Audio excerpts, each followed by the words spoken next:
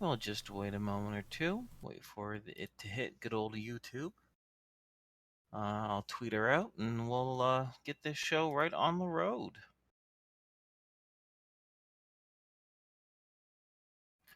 Okie doke, there she is. Number 18.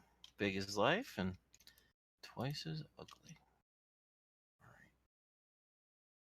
Just log out. Retweet this bad boy. Great. All right, hello everyone, and welcome back, as per usual, to our mostly weekly stream. Hello everyone watching right now. Let me do just a brief catch up because Spiral's poor little kiddo was quite sick last week, so he had about last halfway through, and Burn had internet problems, but we have almost everyone here with the exception of Miss Kriana. But we shall soldier on. So, when we last left off, you guys left a meeting with Donna Wright, a nurse that was rumored, and she did confirm some of this, to have a bit of a fling with the old gin baron that has disappeared from Velda City. She's also believed to be in possession of one of the statues that you're trying to find in order to pin down the location of the Golden Rabbit. She didn't have the statue with her, and she tried to warn you away from trying to acquire the statue, warning that it was attached to very dangerous people who use violence to get what they want. But she said she could be swayed through one of two ways.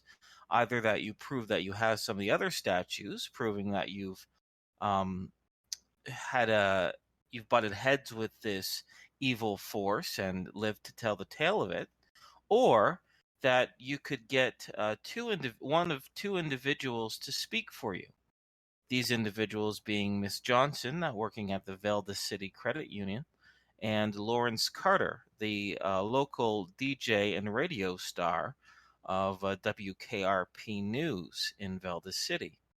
Both are known to have both the respect of this evil group, which you guys do know as the Order of the Lapine, and they steer away from both Lawrence Carter and Miss Johnson.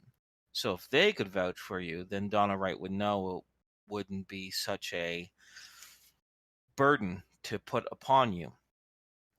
You agreed, you revealed that you did have several of the statues, and you agreed to meet her back at the Java and Jazz Cafe the next day at 2 o'clock. After departing, on your way back to the Rhapsody, traffic jam brought you to a fair, more specifically a science fair, a semi-annual science fair that happens in Velda City, and although it was colored poorly, the mood was colored slightly due to the mayor's assassination. There were still quite a few people there, in which you embarked in some new inventions, some games, some food, and a few interactions with the locals. We ended that session with, I believe it was Patrick, who caught a glance of the white-dressed Donna Wright, who was also mingling in the fair itself. And it is at that point I leave it to you players as to what you want to do. You have several options that you outlined before. You can do something with Donna Wright. You could prepare for the meeting tomorrow. You could try to find Lawrence Carter and deal with that statue while you're waiting, or the host of other possibilities I'm sure your very creative minds will come up with. So, yeah, let's rock and roll. What do you guys want to do? If you have any questions or concerns, let me know.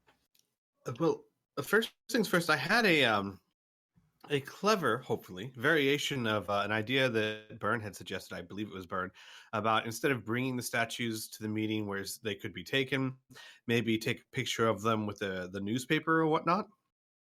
Yeah. There's something we could do, one better than that even. Except that we have to get the film developed, don't we? Patrick knows how to, and I mentioned there was talk of photos before, and he's converted or he's changed a little bit of section of the Behemoth Parkade into a makeshift dark room. So this is not like a 1 hour photo. It'll Right. take, depending on his photography skill, it'll determine the clarity and the speed in which it can be processed. But you can estimate it'll take about 2 to 4 hours to develop a full set of 12-shot film. Never mind. Then my idea was the opposite of a clever idea. I have to get used to old So stupid technology. idea. Yeah, well, yeah, there you go. one of those. 1930. Yeah, I was thinking take a picture of one of us holding the statue while she's in the background walking into the diner. Cool, but completely untenable Yeah, at this time. No, there's wow. absolutely no yeah, way. completely untenable. Well, yeah. So old tech. Gotta remember. Mhm. Never mind. Excellent. And for poor Spiral, who is on roll 20 and is be like, what are all these photos? It was just some physical representation of the fair last session. So don't worry, it's nothing too freaky. So she's at this fair, yeah, Donna? Yeah, she is. There's there's a moderate amount of people throughout this fair itself. Very similar to the top left-hand photo. Kind of, the streets are shut down, tents are up, people are milling about, and she's within the crowd. It doesn't look like she's interacting with anyone, and it doesn't look like she's trying to meet with anyone. It looks like she's, looking at the inventions of tomorrow and the car demonstrations, etc. And at this point, she hasn't noticed you either. The moderate-sized crowd working to your advantage as well. One idea is to follow her. Not saying I would be any good at doing that, but it's an option. Okie dokie. Yeah, I think we should probably just try and follow her, gather some info, look, and specifically see if she is trying to follow us or something, because that's kind of fishy to me. Okay, so how do you want to approach this? Do you want to have one player character take the lead on this, someone who really is the tail, and the rest of you back off, or do you all want to follow her individually? Do you all want to follow her as a group? And do you want to come up with a contingency in case you're spotted? To me, the more people who follow, the more chances to get caught. Right? Yeah. Mm-hmm. Well, first things first, we can find out if she's following us. I think the best option for that would be for one of us to, it might just be Al who can, but I think Patrick might be able to, go invisible, and not obviously in the open, but go invisible, and then the group kind of split up and meander around, and then Al kind of follows behind her to see where she goes and what she does. I like that. Okay. I like that idea. But just be careful because you're in a crowd and they won't see you. Right. No, completely understand. I would do my best to attempt to avoid the crowd as much as possible. Yeah. All right. I'm assuming you're not going to be casting the spell in the middle of a throng. I would prefer not to, yeah. Okay, well, there are a few alleys, of course, because this is a large section of the road, of the street. Obviously, there are alleyways in between some brick buildings on either ends that you could perhaps duck into. So that's an option for you. So by the sounds of it, Al, you want to duck off into one of these alleys, cast an invisibility spell, and then try to follow Donna, Wright? Correct. And then confer with the other guys first that, all right, and you guys are going to meander around in a very specific, specific might not be the word for it, easily distinguished pattern to see if she follows that pattern. Like you go here and then there, and then I'll follow behind to see if she follows you. Okay. Sounds good.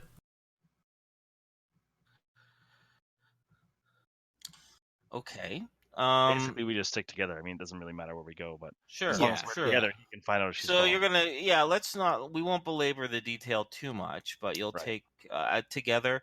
You guys will visit this booth and this booth and this booth in a very clear pattern to see if she follows you, point by point by point. Right? Yeah. Yes. Okay. Yes. So, Al, the first couple alleys that you go down to aren't completely unoccupied. One has some kids playing some marbles in it, and the other one has a couple in the couple more surlier gentlemen taking a bit of a nip, a little drink there as well. But the third one that you go down is empty, and not so narrow that it creates so many echoes that people are going to investigate once you start your incantation. It's not a very large incantation, but it's, a few stanzas long, and it's definitely not English. Regardless, the spell goes off without a hitch. Reminder just to take off the PPE um, from your character sheet temporarily, obviously, until it's recovered, and then you head back into the crowd. Now, Squee, you obviously were out of the sight of Miss Donna, right? So, and I want you to roll a D100 just to see how long it takes for you to find her again and get onto her trail. Sure. 46. Okay. Only takes a couple minutes. It didn't look like she was very far from when you last saw her. And as another big bonus is that she is wearing relatively distinct clothing. There are a lot of women with white blouses or light colored shirts or whatnot, and a few dresses as well. But to have a hat, dress, gloves, and boots all in a very clear white, especially with her physique in particular, she's a huskier woman. She stands out at least a little bit from the general crowd. So you're able to catch her, no problem. And sure enough, we'll say, I think it's fair enough, you track her for the next 15, 20 minutes or so to give your friends ample time to visit several different locations and see if she's doing something similar. Squee, I'm going to have you roll another D100. This has to Sure. do more about your surveillance background than anything else. Is there any skill you'd like me to use, or just a straight D100? See, you do have some skills, but like they're more like intelligence and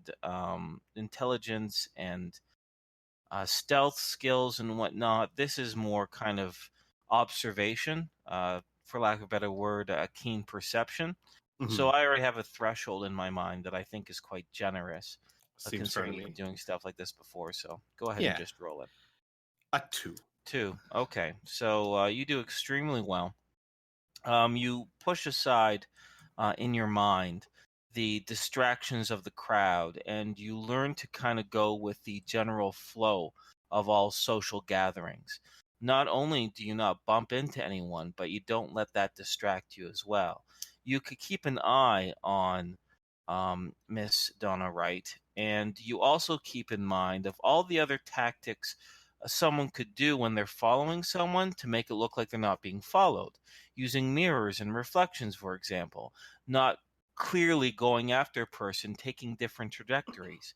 And you can say with nearly absolute certainty, as sure as you are about any situation like this, that she is not following you. She definitely, honestly appears to be simply enjoying the fair itself.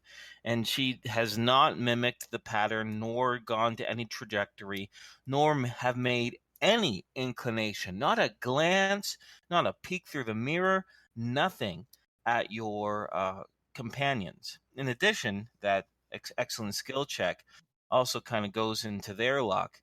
And you can say by the end of 20 minutes, um, your friends don't look like they've been spotted either.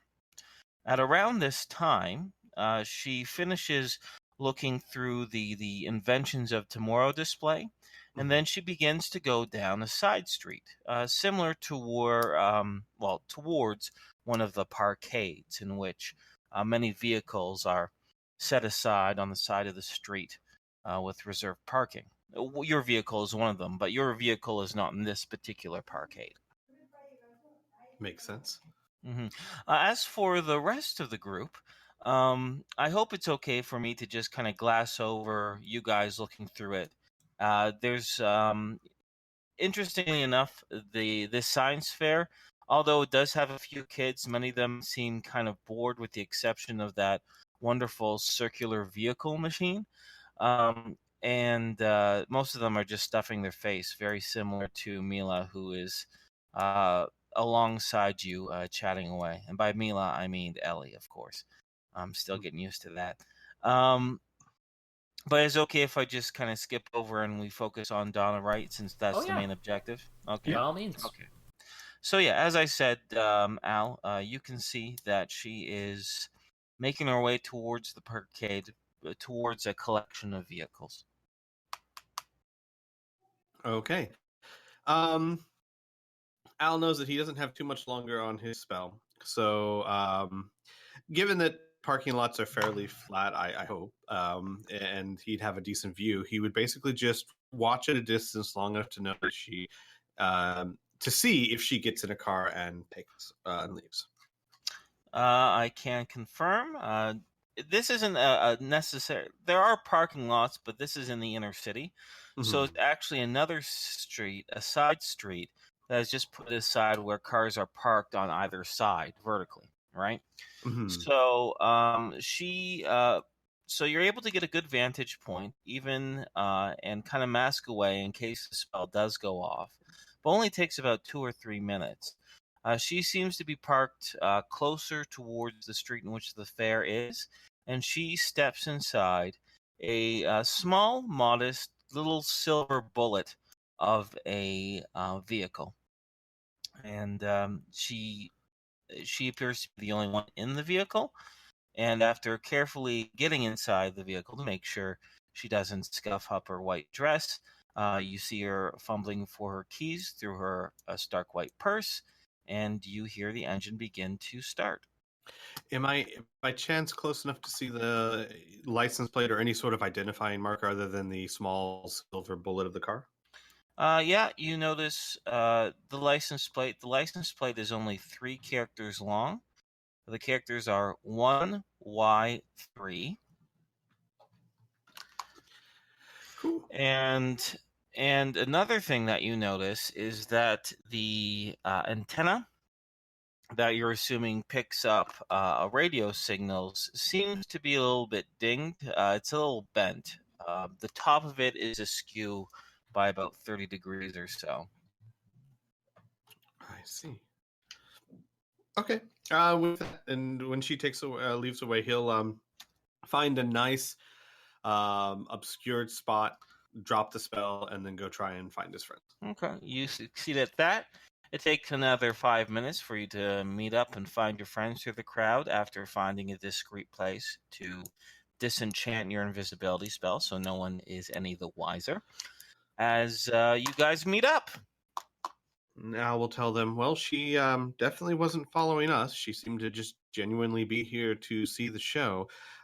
She's gone. I did follow her to her car, take down her, whatever that little plate is they have on these cars that have numbers on them. They all seem to be pretty unique, so if that's helpful. Yeah, I think that's helpful. But yeah, I can say with relative certainty that she most certainly was not here for us. All right. Good.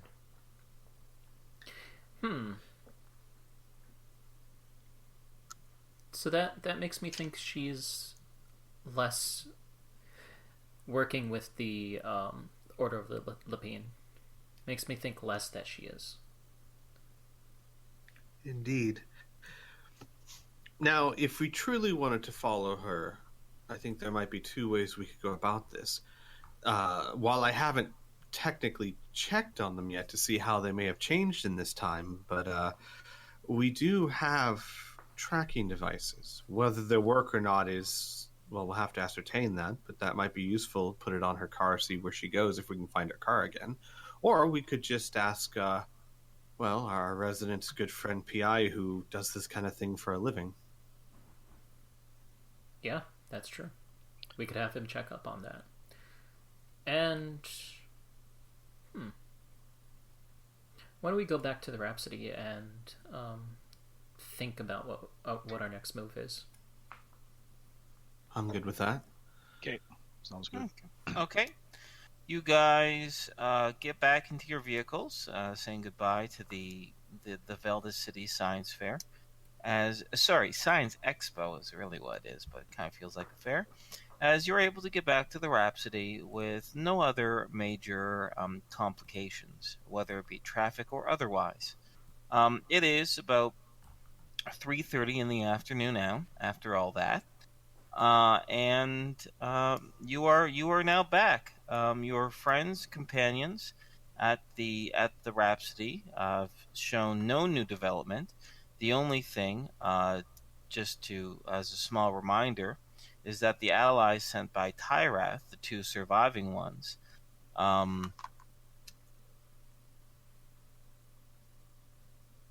give me a moment.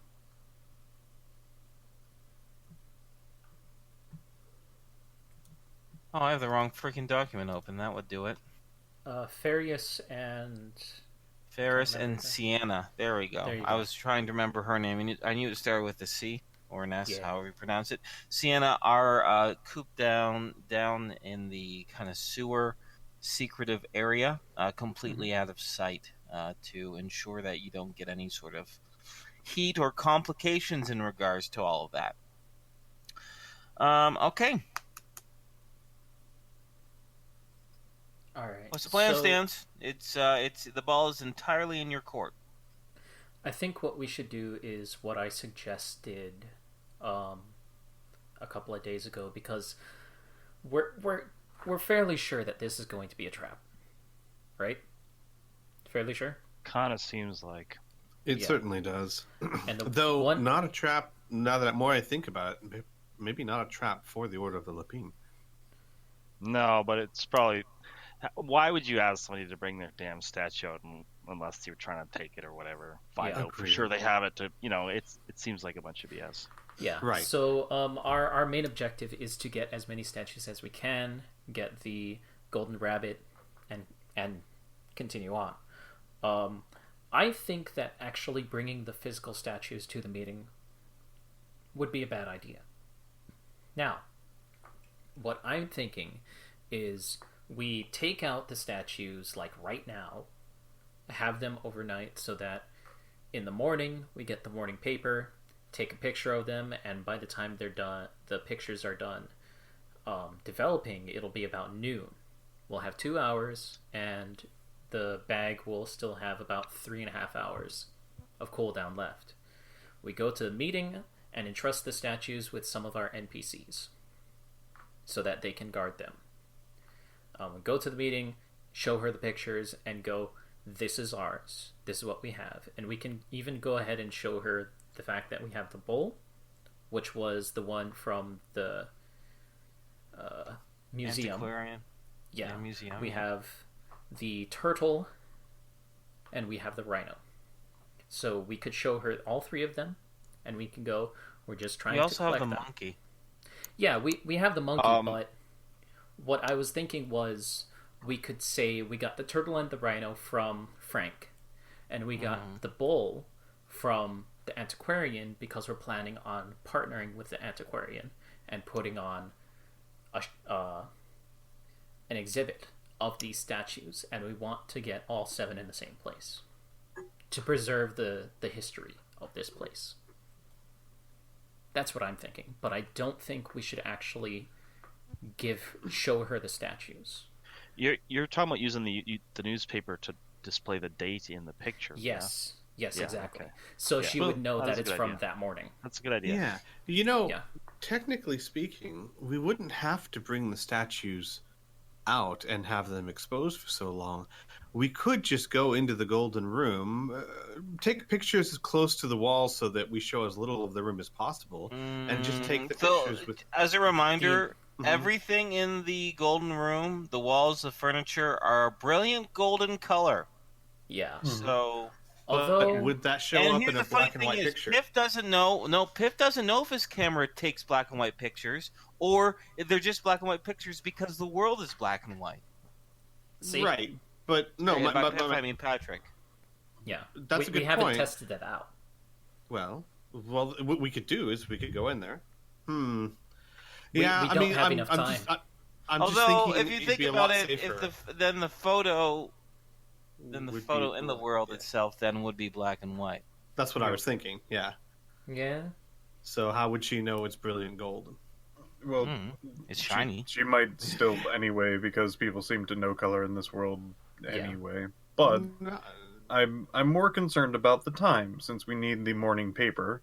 Yeah. For this, as well as we probably should have all the statues out so we can put them all together to get the golden statue. Yeah. okay. And I mean, I'm not opposed to the idea. I was just offering an alternative. But Yeah. if Squee. it is more advantageous to have them out, that's fine. Squee. Mhm. Don't forget that with the balloons, with Ellie, the balloon seller knew specifically which colors they were, even though it was black and white for us. So she would be able to tell that it's gold. Maybe. Basically, we have no information. Yeah, we It's- really don't know. I don't know. I mean, speculation. if you guys At the end think of the it's day, too we don't know. risky, yeah, if you guys think well, just put it this way: if it's riskier to show her that than it is to have them outside, then like I said, I'm fine either way. And Piph does bring up a good point that if we need to move quickly, that might pose a problem as well. Yeah. So sure, we'll bring them out and secure them as best we can.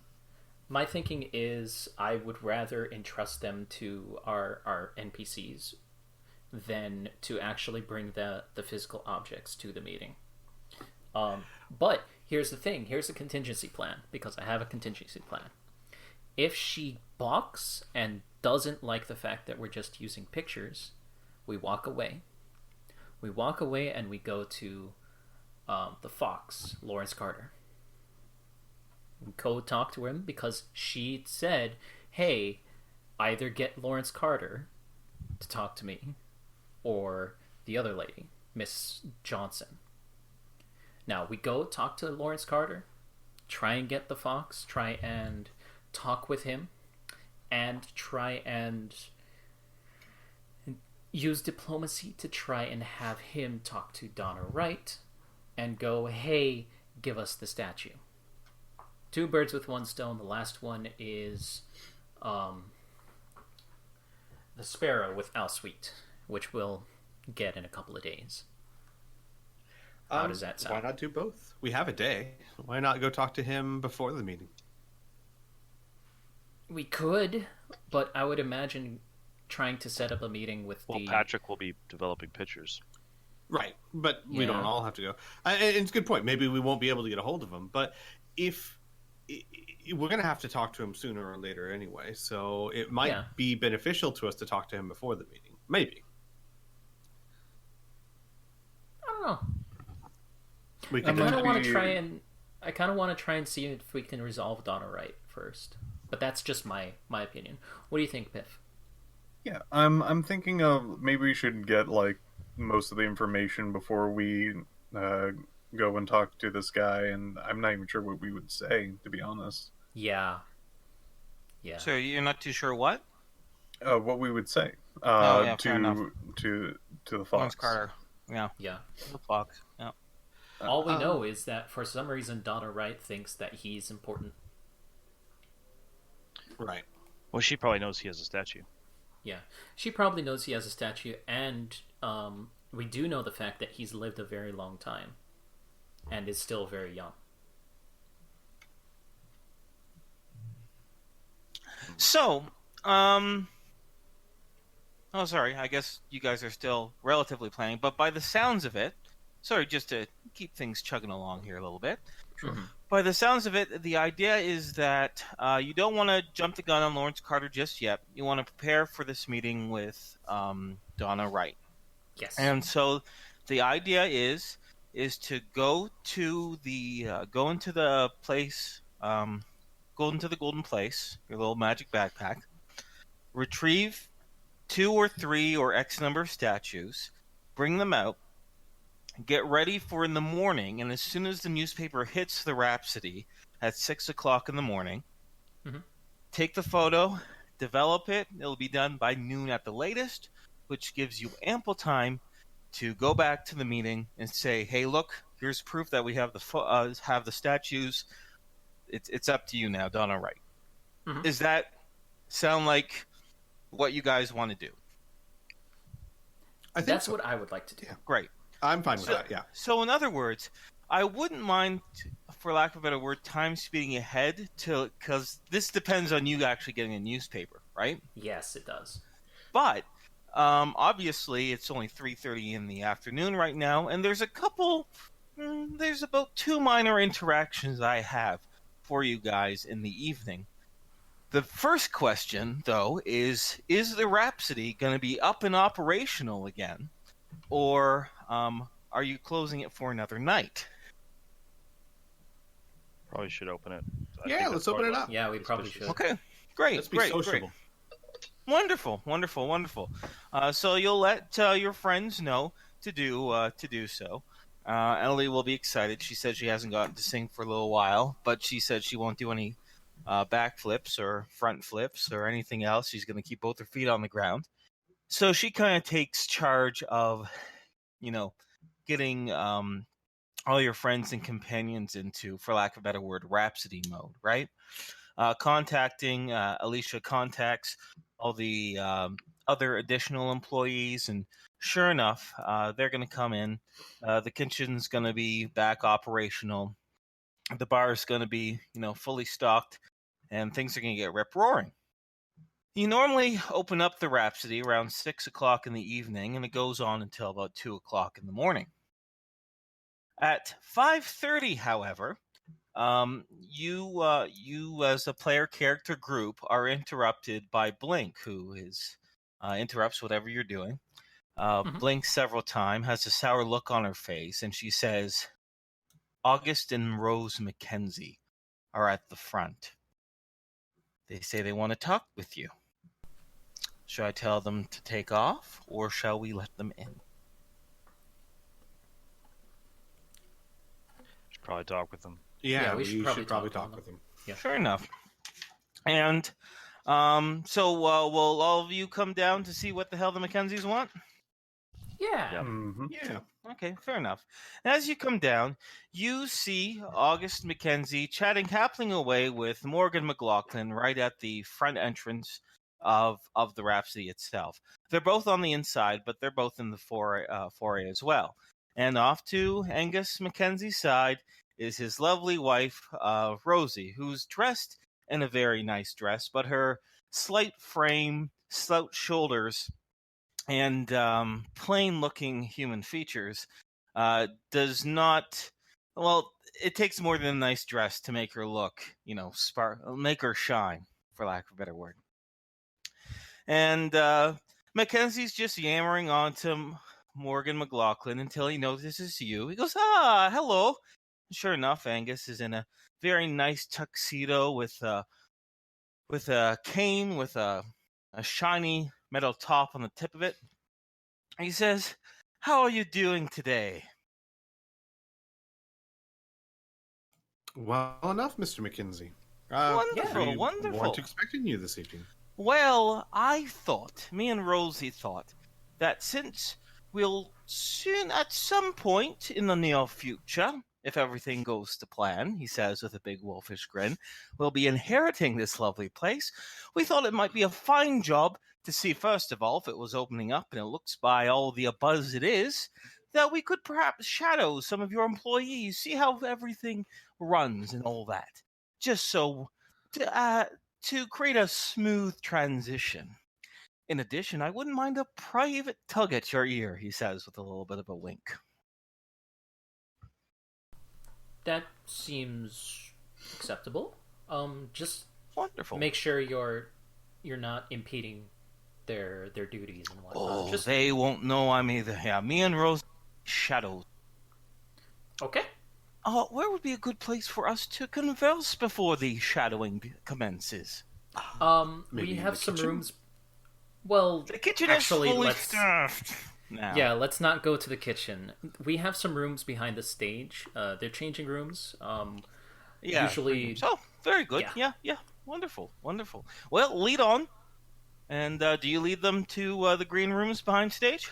Yes. Oh, actually, I should bring us over to the Rhapsody. I mean, unless, because by my understanding, fully staffed means just our friends, so I have no problem. No, with that. No, we have your actual friends employees. don't. Your friends don't prepare all the food and our waiters and waitresses and stuff like that. You have a Yeah. small staff of Yeah. about a Oh, dozen people. okay. But Yeah, we have typically, chefs and Alicia and also musicians too, right? Alicia Yep. and August and Marla Stotch and whatnot, they kind of deal with that because I don't want you guys to have to micromanage employees unless Makes you really sense. wanted So, to. green room it is. Yeah. Okay. You head over to the green room. You shut the door behind you, and although it's a little bit crowded with the 6 of you in there, Angus Mackenzie puts in a low voice. He says, "The chief of police, Arthur Green, visited me this afternoon. He had quite a few pointed questions about you. I wanted you to know that as per our agreement, I lied to the poor officer. I felt very bad about it, didn't we, Rosie?" And Rose, still, like, her expression not changing to, like, the stoic look, just gives, like, 2 short nods. And he says, yes, but it's for a greater good. I certainly hope you'll appreciate that now that we've, well, become awful conspiratorial criminals together and all that. Also, I was wondering, well, I wanted to pitch something towards you Yes. through some. You guys can't hear me, right? Before I No, go We into can. this, We can. Yeah. Can hear you. You guys can't hear me. Great. Can. We We no, can. we can. You're fine. You're Can good. you not hear us? But he can't hear us. Oh, goody. No Okay. shit. Oh boy. Uh, I'm sending. All right, positive when did you thoughts lose from- me? No, we No, heard everything. we could hear you actually. the entire time. Yeah. Yeah. I just couldn't hear you that time. Right. Yes. Right. Yes. Okay. odd. Yep. Either way. But he says, I wanted to. Well, the Order of the Lapine is in quite the bit of disarray. And I imagine the next few weeks, everyone will be focused on internal problems. And if you could provide a little bit of assistance towards me and Rosie, perhaps me and her will the ones who will come up on top of this little tiny civil war we're having. And if Rosie and I did end up taking the place of Verosimoth and Paul Hill and Albert Sweet's place, we could change the Order of the Lapine into something a little bit different, perhaps something a little bit more constructive. What do you think about that?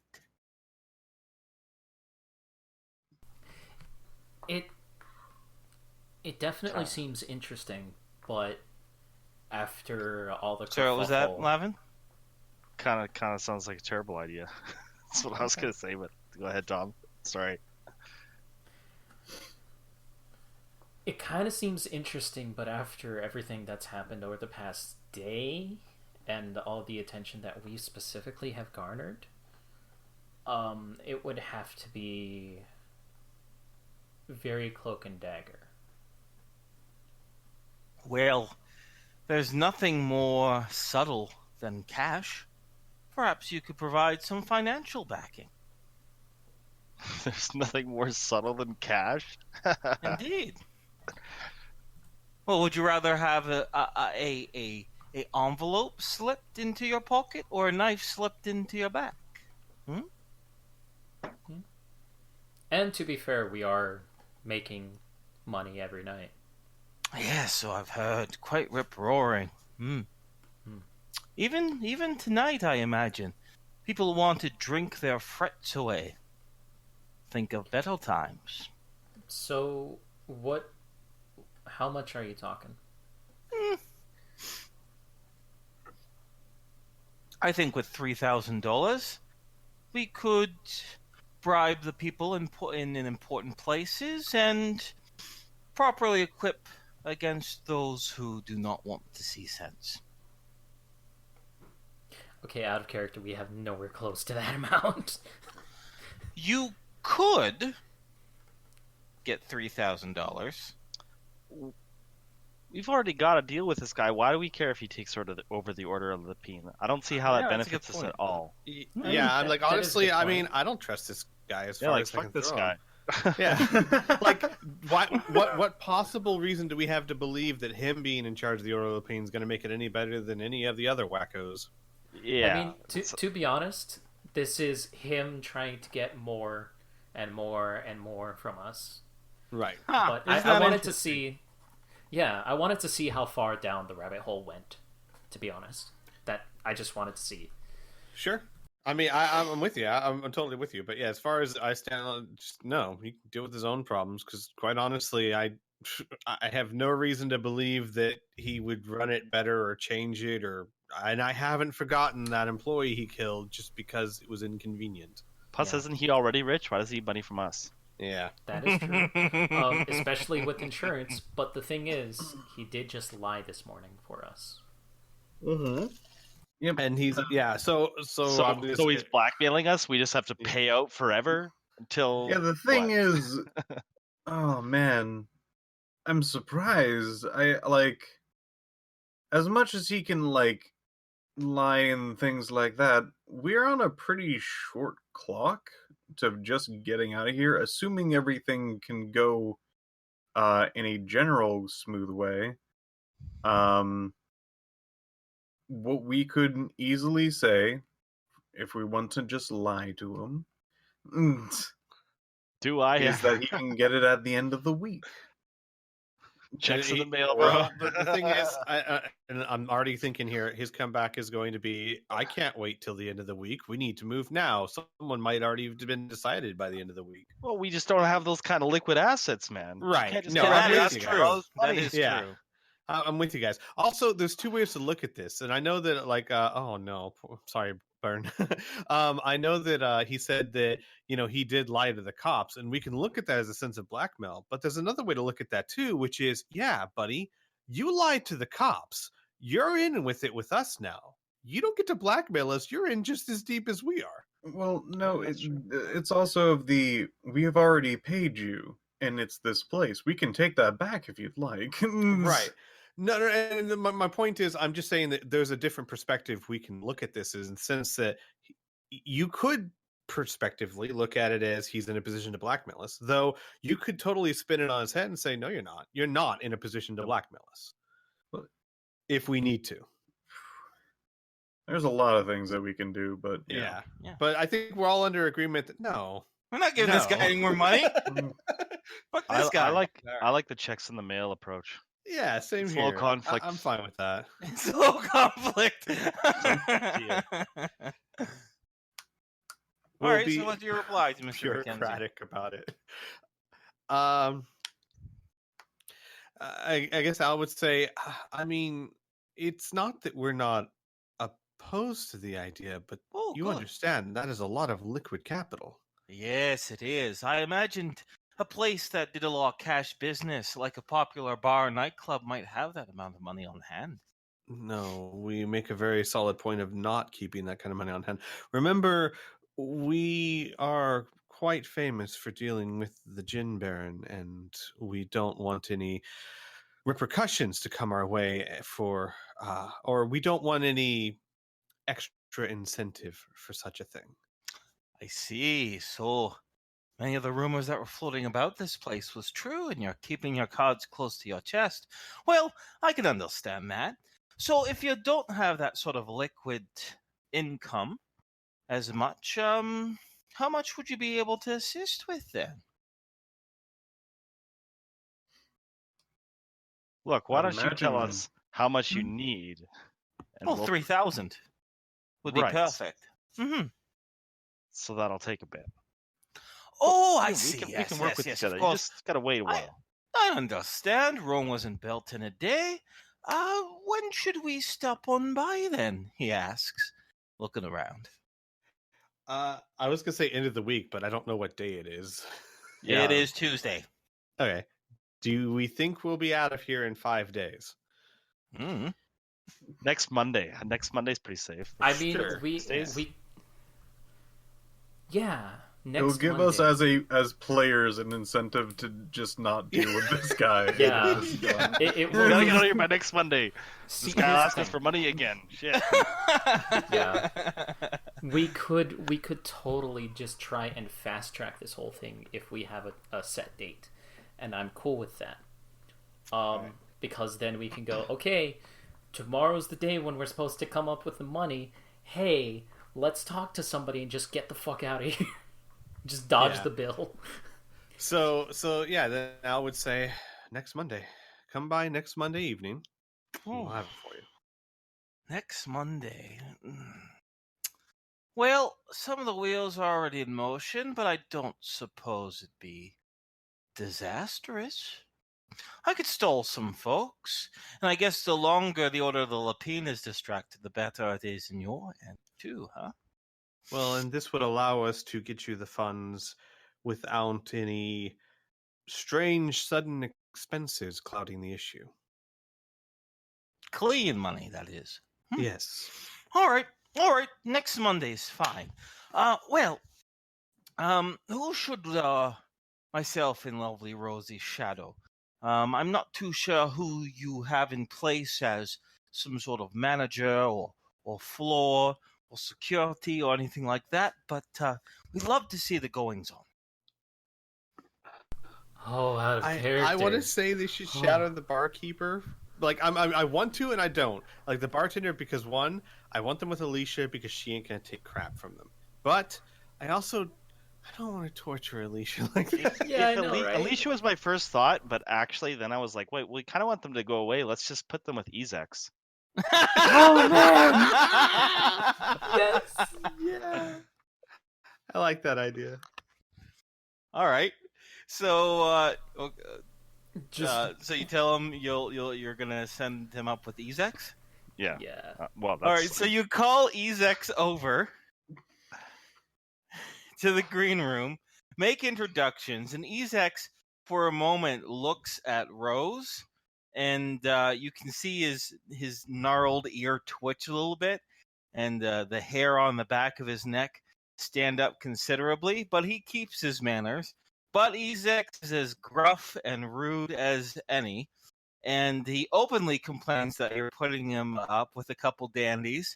But then he tells Angus and Rose Mackenzie to keep up because he's only going to give them a tour and show them things once, and that's it.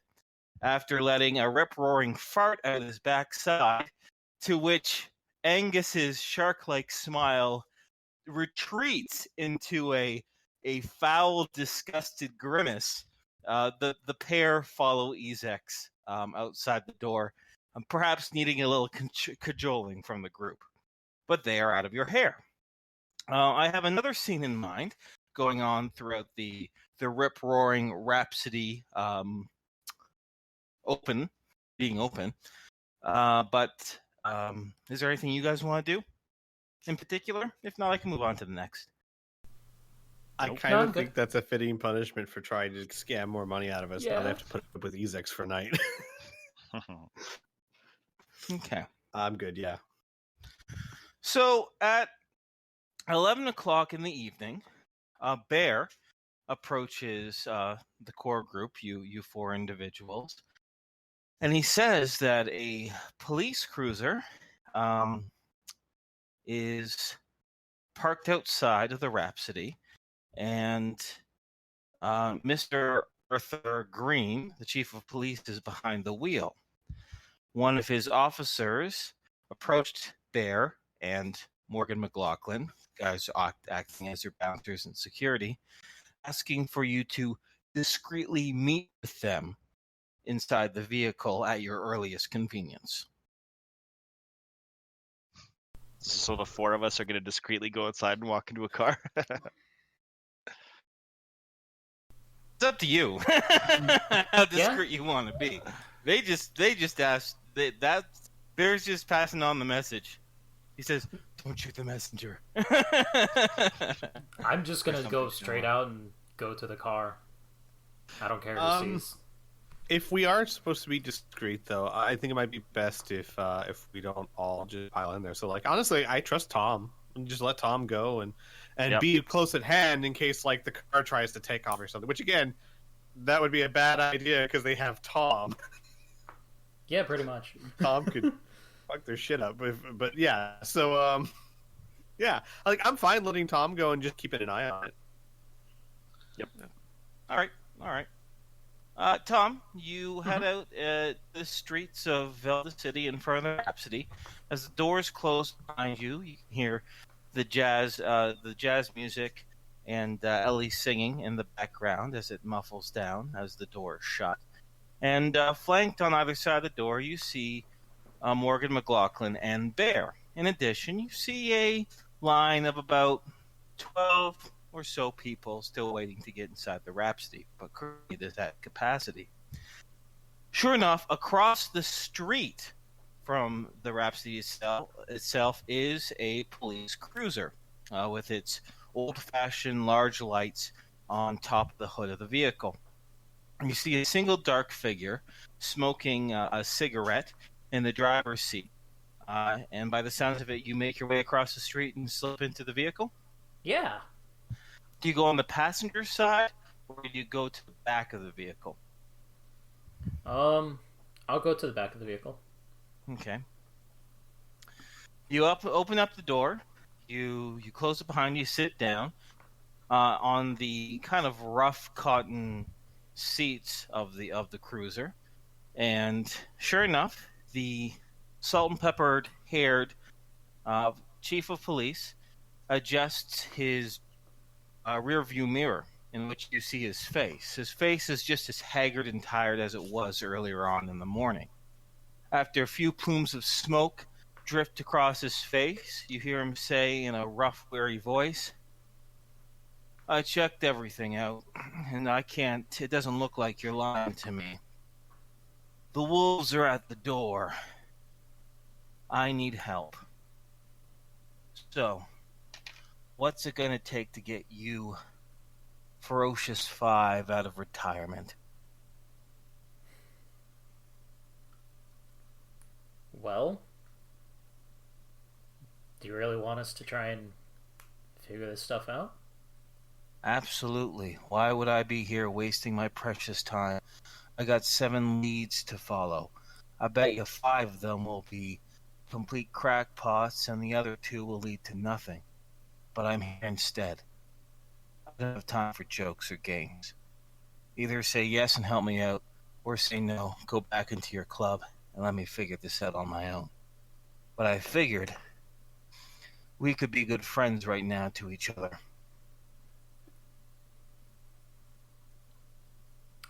Okay, out of character. I'm tempted to say yes, as long as he stays out of our way. I'm kind of fine with that too, except I'm wondering if that gives us more of an advantage than just saying no, thank you. We don't want any part of this. Well, here's the thing. This is a yes will help. Again, another lie, but that will keep the police in our pocket for future things. If we say no, we cut that tie. Plus, True. it's Yeah, exactly. information. Just knowing what he wants. Yeah, It's great. I mean, like Exactly. I said, I'm fine with it. Yeah. Essentially, it gives us an in on the investigation, and we Right, can somewhat yeah. steer it. Or just stay out of the way because they think we're on their side, even if we are or we aren't. Doesn't matter. Exactly. So yeah, go You get good with Tom. it? All right. I will say, sure. We'll help. We'll get out of retirement, but we need some leeway. What kind of leeway are you thinking? We need to be able to investigate without too many trip ups. All for right. legal matters. I see.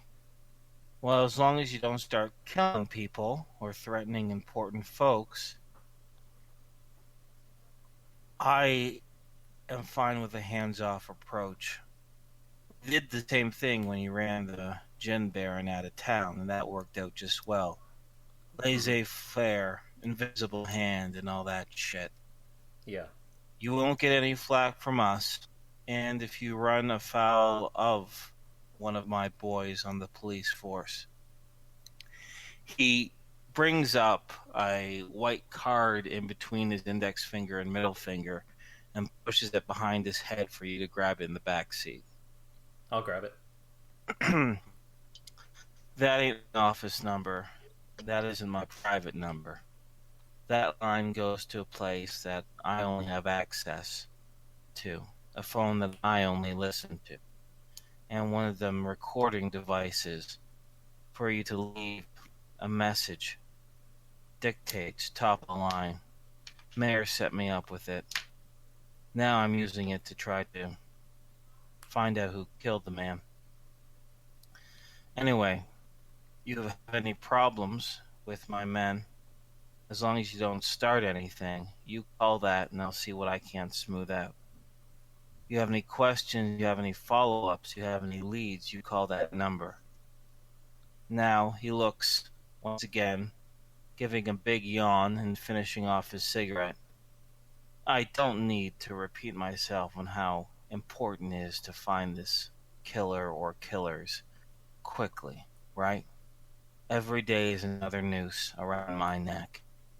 And once I go, the cooperation of the vigilantes and the police department, my deputy that will take my place, I have a feeling it won't be the same weather. Yeah. Understood. All right. Good luck. Let me know if you find anything, he says, as he nods his head towards the back passenger door. As Tom gets out, he'll say, "Will do. I'll get some sleep." Nope, he says as you shut the door, as he starts up the engine and drives away when you're just a few feet away from the vehicle itself. Head back in the Rhapsody. All right, but those are the scenes that I had in mind for the night. So let me know when you want me to thrust you forward to the morning in the newspaper, and we'll keep on rocking and rolling. Man, he's basically Commissioner Gordon. I did just think of something. So Tom would of course relay what happened, right? Oh yeah. Al would think about it and go, strange that he works so closely with the Ferocious Five and can't tell we're not them, especially when Donna Wright can. Donna Wright's outside the system. Oh wait, Donna Wright. Wait. Yeah, right. The nurse. She straight up told us we aren't the Ferocious Five. Right. Yeah, I thought you were Miss Johnson. Yeah. No. Donna Wright. She's like she can look at us and tell we're not them. If he works so closely with the Ferocious Five, why can't he tell? It's an interesting thought. Well, yeah. Maybe he's been here much longer than she has. Possible. Or so maybe she hasn't been here that long. Yeah. I mean, it brings up more questions than answers, but it might be something valuable in time. Might be. All right, yeah. And with that, I'm You're good? Yeah. Keep her going? Yeah. Okay. The Rhapsody winds down at 2:00 in the morning on the dot, and the Mackenzies only stay in the Rhapsody for 45 minutes before Angus makes a quick excuse about why he has to get back to the estate. That was their EZEX toleration level. EZEX lets you know that they didn't poke around. They started to ask some questions about the dynamics between me and you and Alicia and everyone else, but I didn't tell them shit. They're shady bastards, and the further I can keep them away from us, the better. Fantastic.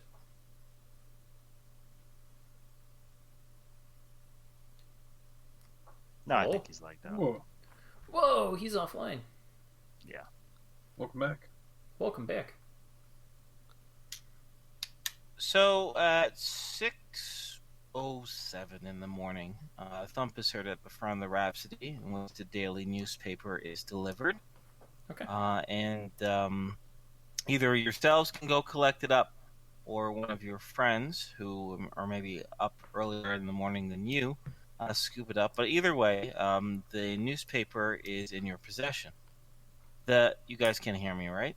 Yep, Yes. now we can. Okay. Yep. And the headline screams, "No new leads in Paul Hill murder. Arthur Green in hot seat."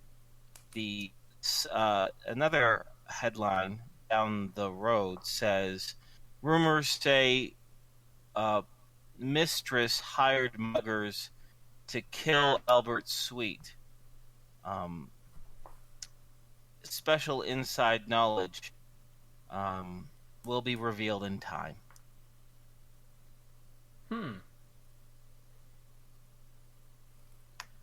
But other than that, and the weather, and the horse track numbers, and the sports section, etc., there isn't anything super important about the newspaper itself. So,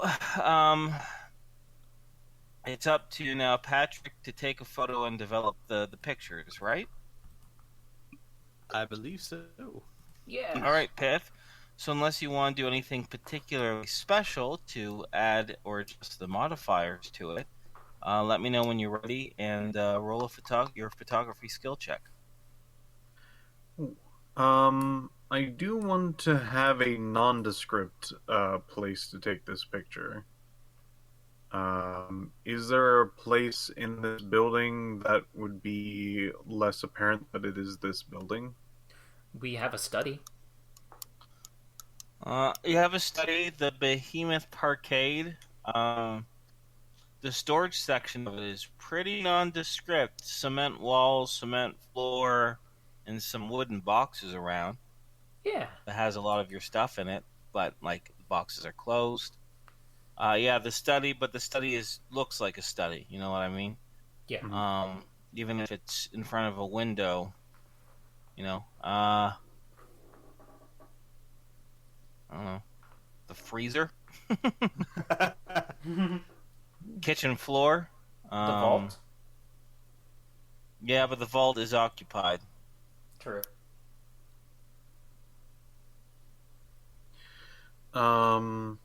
Yeah. Green wall. You know what? Let's take, because I could probably point the camera down. Let's take an interesting one of our chairs and have that as like the seat of it as our background. Okay, Yeah. fair enough. Okie dokie. Roll them bones. Let me know how much you succeed or fail by. All right. Come on, do it good. This is for both the photo and the developing. This is for justice. Okay. It's not really. For justice and story progression. Success Yeah. 15. Okay. Photos. You snap off 6 photos, just in case. Bring them back to the dark room that you have over in your little Behemoth Parkade. And it takes 2 hours and 45 minutes to develop the photos. One of them is a bust, but the other 5 pictures come out just fine.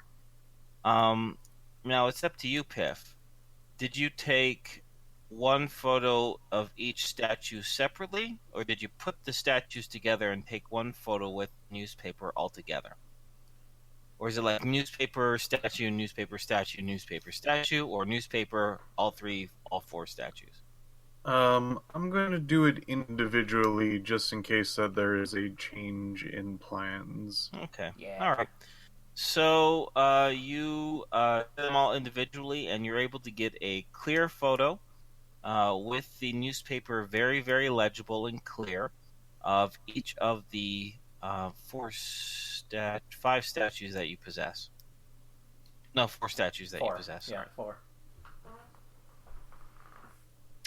Boom! Success. SUCCESS. So this is done far before noon now. It's like 10:30, 11 o'clock in the morning. So plenty of time to prepare ahead of time if you want to before heading back to the Java and Jazz Cafe. If not, we can have you guys hit the road and get right there on whatever time frame you guys want. Actually, I would love to get ready and head out now and just watch the cafe for a few hours. Yeah. Okay. How do you want to watch the cafe? Well, we could do this two ways. We could stake it out, or we could just go in, sit down, have some food, and just observe the area around us and wait for a few hours. Like, basically take away the idea of her being there first. We're trying. Okay. Before we even take another step, what entirely is our goal? Just to talk with her? Get her on our side? To get her statue. Yeah, the overall goal is just to get her statue. But the best way I would think of doing that is to get her to trust us, like us, whatever, enough to just give us the statue. Okay, so general positive things. If that is the case, we probably shouldn't push her control aspect. Yeah, that is true. But on the other hand, we're all fairly sure this is a trap. So a bad idea to walk into the trap without every possible advantage we can give ourselves. Especially since this is a trap, it's not the Order of the Lapine. We have to be extra careful because we probably don't want to kill these people. Right. So, if that is the case, our best option is to wait outside, a stakeout. Because it will still give you a nice surveillance and not seem to push a button that we don't want to push if we want to just talk and have her on our side. That was my thought as well. Okie dokie. I think I would like to dress not in my suit, but in kind of normal clothes, like a long sleeve shirt and some regular man about town clothes. Yeah, that kind of thing. Yeah. Okay. And bring a sketchbook and try and blend in by sketching people walking by. Gotcha. Well, you guys know from visiting the Jazz and Java Cafe the previous day, it's on the corner of two roads. One of them's kind of busy, the other one is not. Both of them allow for parking on the side street, like on the side of the street. There's an alley. There's like a back alley, pretty wide, used for garbage collection, etc. And then there's a very, very narrow side alley that's only space for about 4 feet wide between the cafe and its neighbor building. So I don't know if each of you wants to take a side and keep an eye on it, or what your approach you would like. But let me know. You guys can speak in general terms. Like I said, we don't need to micromanage everything about the surveillance. As long as we get the really major points and we're all on the same page, I'll be content if you guys are. Sure. One thing I should do, because I mentioned I wanted to test this or at least look at it beforehand. Do our tracer bugs still work? Your tracer bugs still exist, except they're no longer tiny, small, thumbnail-sized devices. They are big and bulky, and they look like giant magnetic bricks. Ha ha ha ha! Hard to not notice that on your car, unless you really put it on the get bottom up underneath of the car. Yeah.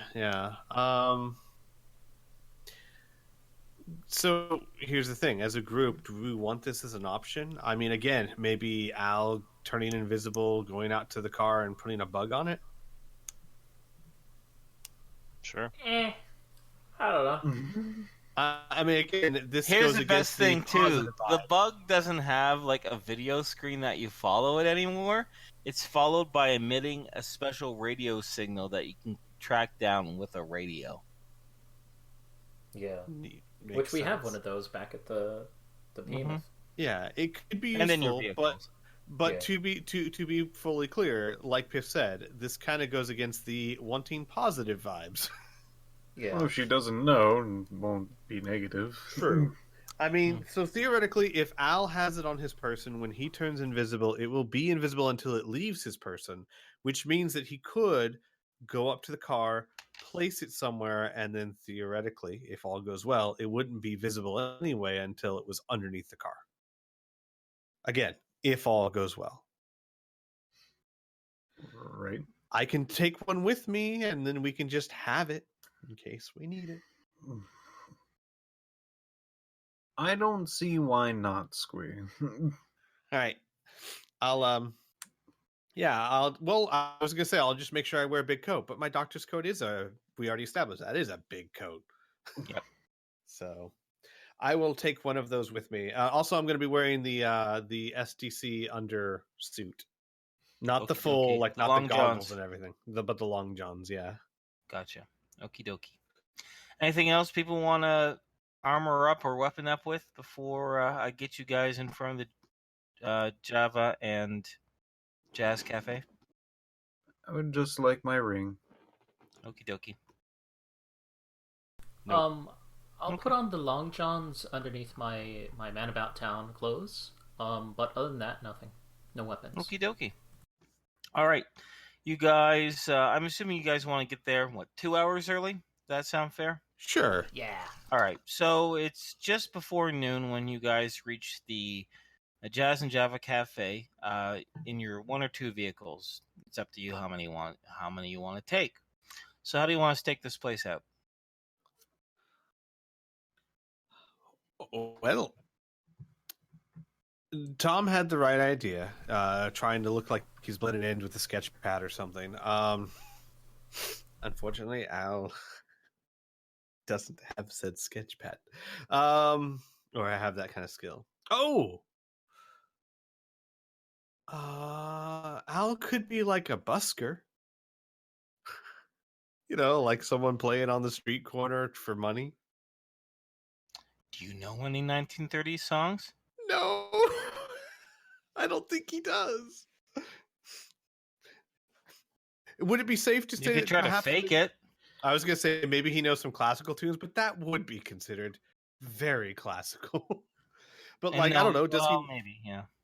Like maybe he knows some of the more classical guitar, Bach or Mozart or something. No like that. way. First of all, I don't think Bach and Mozart ever played in the guitar. Second of all, that would not have survived. Okay, what you learned. Okay, here's the best thing. When you grew up in the Coalition, the only music you got was like Emperor Prozac is the best song, right? That's what you learned. And then when you left, yeah, like North Korea. Yeah, like Kim Jong-il is our Lord and Master song, right? Then when you left the Coalition and went on there, you learned songs like that the Endless Storytellers played, right? Those were like modern folk songs and like old pop songs from back in the day, like back before the world went to shit, right? Got it. No one was playing no fucking Bach. That's what you know. That is a fair thing. You've listened to a few times now. Also, to be fair, though, you've been in this realm for over a week. Nearly every single night, the Rhapsody has been open, and there's been a band there, too. So if you've listened, you've heard with your ears modern music, especially on the radio as well. So you'd have to do a guitar skill check at a penalty to kind of improv your way through it. Well, hang on. You don't even need to know any kind of music in particular because if anyone recalls Michael J. Fox playing Johnny Be Good in Back to the Future, right? Playing a song at a time. Yeah, they don't know. It's effective. Just a song. Yeah. Yeah. Music's man. Yeah, it's true. But still, Al could definitely do that and then just be a busker. If I do that though, would anyone mind if I use the hairpin so that there's no chance they're gonna know it's me? Because I mean, Tom is kind of like sketching is low key. Busking, while a great disguise and a great reason to be there, it attracts attention. Exactly. But if I have the hairpin, it won't matter. I was gonna use that hairpin. Oh well. Okay. I can. So, worst comes to worst, I can just ask Mila to use her disguise skill on me. I don't even know what hairpin you're talking about. Oh, it's a magical hairpin. I have a You question lost him really at quick. magic. Yeah, you lost him at magic. So you have a doctor's coat on?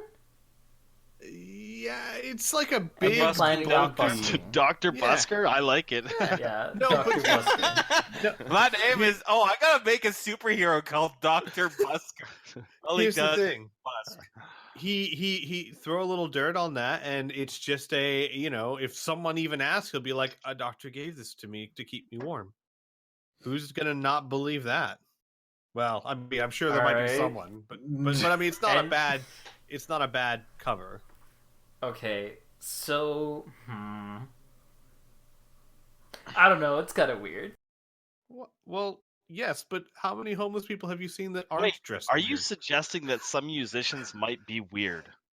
Or homeless? Yeah, We're well. discussing homeless musicians that are like- weird? I don't. That is like- that. You're breaking my immersion, dude. I'm Seriously. literally thinking back to like the homeless people I've seen in the past week and trying to see if any of them have matching outfits. No. How about doctors? Yeah, they got a uniform and everything, Squee. Any of them have doctor's coats? This stuff's got to be regulated. They And do have a mind uniform. you, It's called plaid. mind you, we also have to And be layers. Blue jeans and layers. Sorry. What, Burn? we have to also be dressed well enough to be allowed into a cafe as well after. Right. That's what I'm thinking. Dirty Hey. up the doctor's coat and Take button it off the up so that doctor's it kind of covers what I'm wearing underneath it, and then underneath it I'm wearing nicer clothes. For all you know, that cafe makes its business off Okay. of buskers. Yeah, Busking maybe. outside, buying coffee to keep busking, right? I agree that it does draw some attention, but it is a perfect reason to stand on a corner for several hours. Yeah, sure, why not? The start of the Let's just go with it. Like, I heard you were busking outside for the last few hours. I get arrested because the city doesn't allow buskers. Al, please, you have a home. Please just go home, please. No, I gotta play for the people. Can't you just play in your bar, man? I mean, seriously. Anywho. All right, so we got Burn and we got Al's plan. If you want, it's just a suggestion from the GM. Patrick and Lavin both know how to drive the vehicles. They could have taken two vehicles, parked on either end of the street, and keep an eye from the driver's seat. Or you could do something a Yeah. little bit more elaborate. No, I'm smoking in my car. That's Smoking good. in your car, sweet. Getting the taste for cigarettes. That's right. Yeah. Hey, when in Rome. One in Rome, man. That's right. I like it. Become a gladiator and die. Okay. Hey, we Patrick's haven't been dead. given that option yet. We're not in gladiatorial world yet. We're not in ancient Rome dimension. All right. Anyway. Oh, that would be awesome. Anyway, Patrick.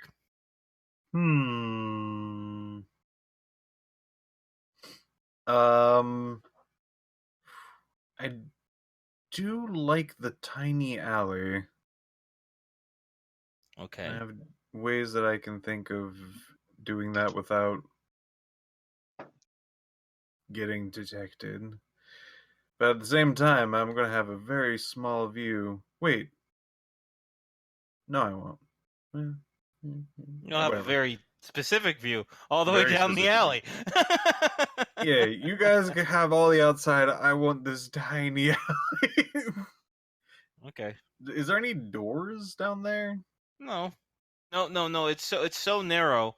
All the side doors are along the back of both the Jazz and Java Cafe and its neighboring building.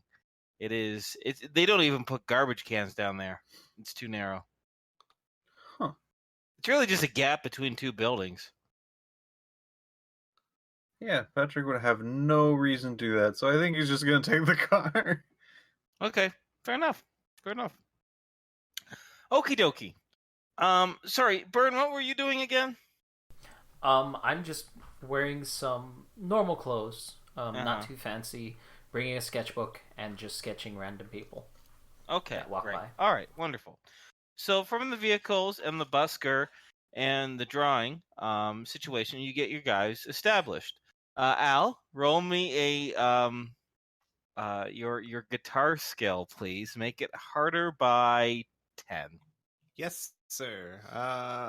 Hang on a second. Aha. Okay. Ooh, I'm not that bad at it anymore. Make it harder by 10. Yes. Okay. Yep. I succeed by 38. Yeah, you do a good job, actually. You take some songs that you know and you give a bit of a twist, a little bit of a change. Kind of suit some of the stuff that you listen to. You're improving away. You've dirtied up your vest. You have your guitar case out in front of you. You're going away, and actually, you're approaching. You know, at first it's just a couple people taking a look, and then like it's more and more and more, and you're getting yourself not a sizable crowd, but about 6 or 8 people at any given time taking a listen, throw some money in, go on their way. Some people pass on by, etc., etc. About 50 minutes into that, however, everyone who's kind of casing out to the Jazz and Java cafe sees 2 black individuals in suit and ties that you recognize as the musicians that were playing the day before. They're out having themselves a bit of smoke break in front of the Jazz and Java cafe before turning their attention towards Al and the music he's playing. You see them look at each other and gesture towards Al and confer with a little bit. They seem to have a bit of some heated words between them before one stomps out a cigarette and starts heading towards you, Al. Sure enough, a well-dressed black gentleman with a wide-brimmed kind of bowler-style hat and a dark tie comes up to you, goes, "Hey, excuse me. Yes, sir. We already got music here in this establishment. I don't suppose you could take that down along the road."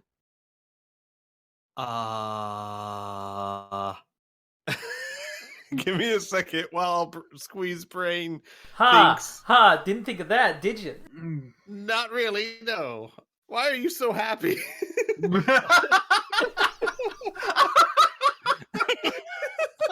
I know it's not even me. Bird is my proxy now.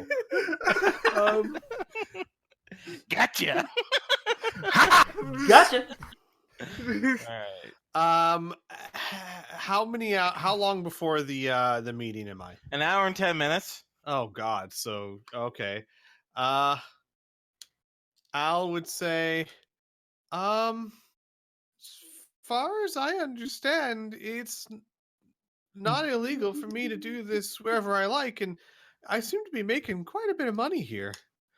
Yeah, but he says, I know a better corner. He says, I'm not saying what you're ever doing is illegal, you see, but we're all musicians. We all have to make our bones. I get that, right? But people ain't going to come into this establishment and listen to us play if they got your music out here. I'm just asking you, as a fellow musician, to show me a little bit of respect. Where you're playing, would you like me to set up 3 feet down the way and play my music? No, there's lots of places here in Velda City, brother. Why don't you just move on by, please? I'm asking here. I ain't threatening, I'm asking you. Al will motion him in like closer to speak a little quietly, and he says, "Okay, I understand what you're saying. I'm making. I want a stakeout." Yeah, I'm making decent money here for me and my dog. But maybe I can actually help you. Look, I just care about the small amounts I'm getting. What if I started playing badly? People would still give me money out of sympathy, and then you could kind of show them, hey, no, this is real music. Get people to actually go to your place to hear good music. I could do that for you. What kind of musician would play his instrument badly on purpose? One whose dog is starving. Well, then pick up your money and feed your dog. He looks at him. He's like, please, sir, this can work. I can help you.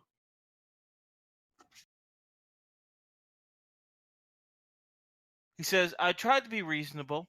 I tried to talk to you. You play however you want, man. But in the next 10, 15 minutes before we start our set, if you're still here, I'm gonna tell the manager and let him know that you're squelching in on his business. All right. The rest is up to you. So no trust check at all or anything. All right. Al's gonna have Don't to be a pick up smart roll. ass. Go ahead and roll it. Let's see. Well, no, I was actually honestly asking. There might be a Go reason ahead we and had roll to... it. Okay.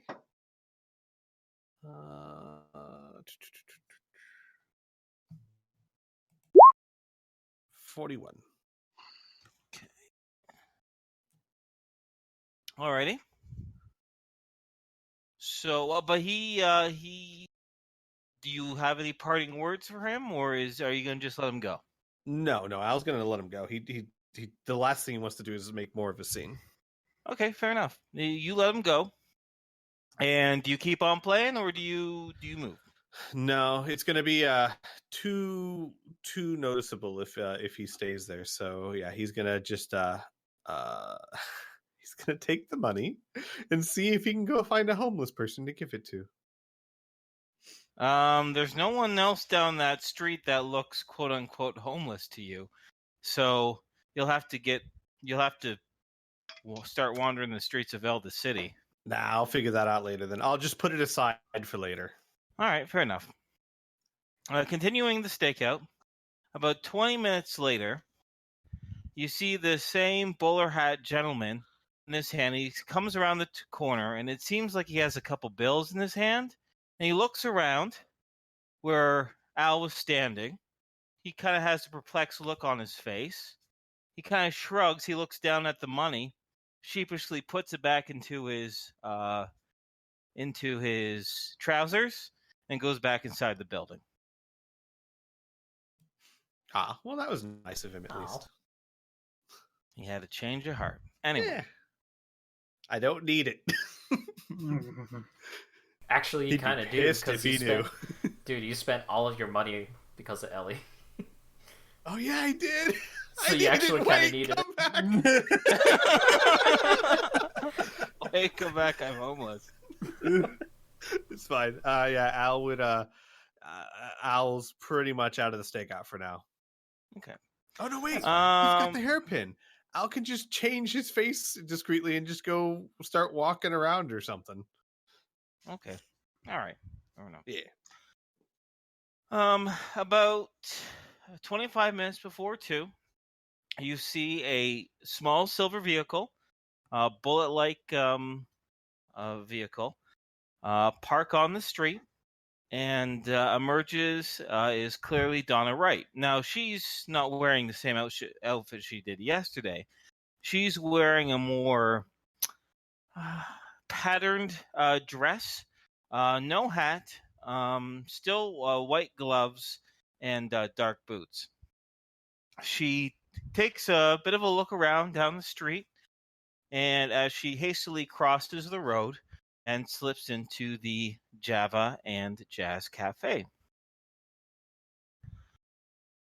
Over the next 20 minutes, a few minutes before 2 o'clock hits, I would like everyone, including Al now, to go ahead and roll me a D100.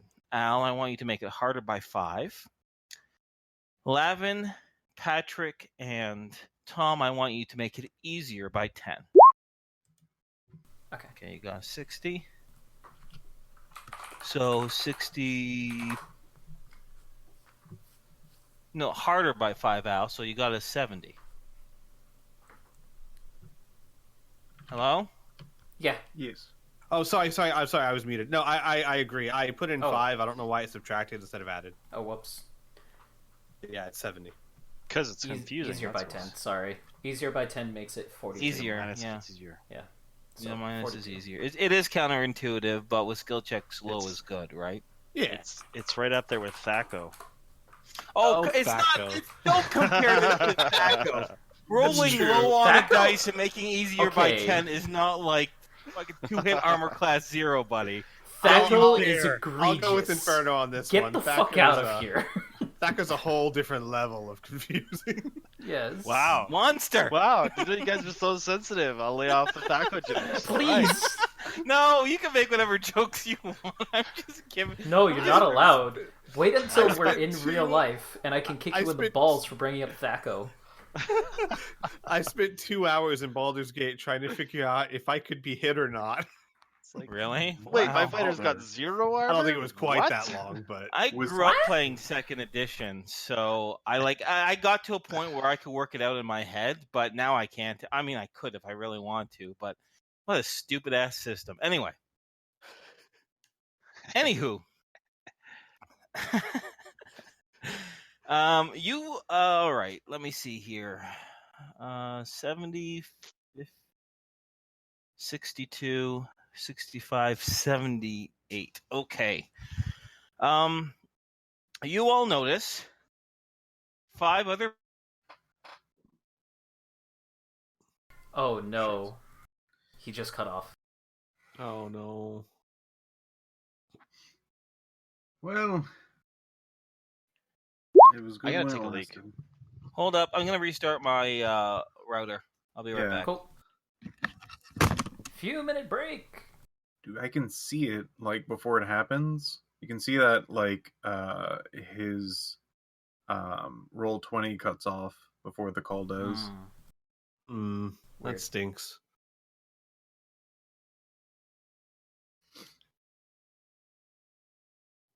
So anyways, Thaco. Oh, Thaco. Millions die by smoking Thaco.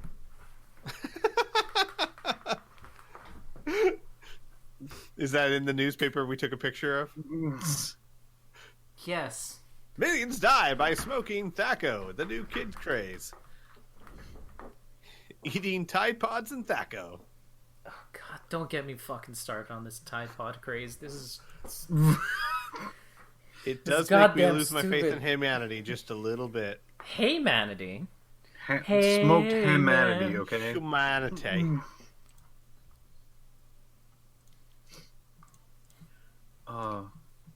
Yeah, I guess on a quick side note, freaking, I am in love with Monster Hunter.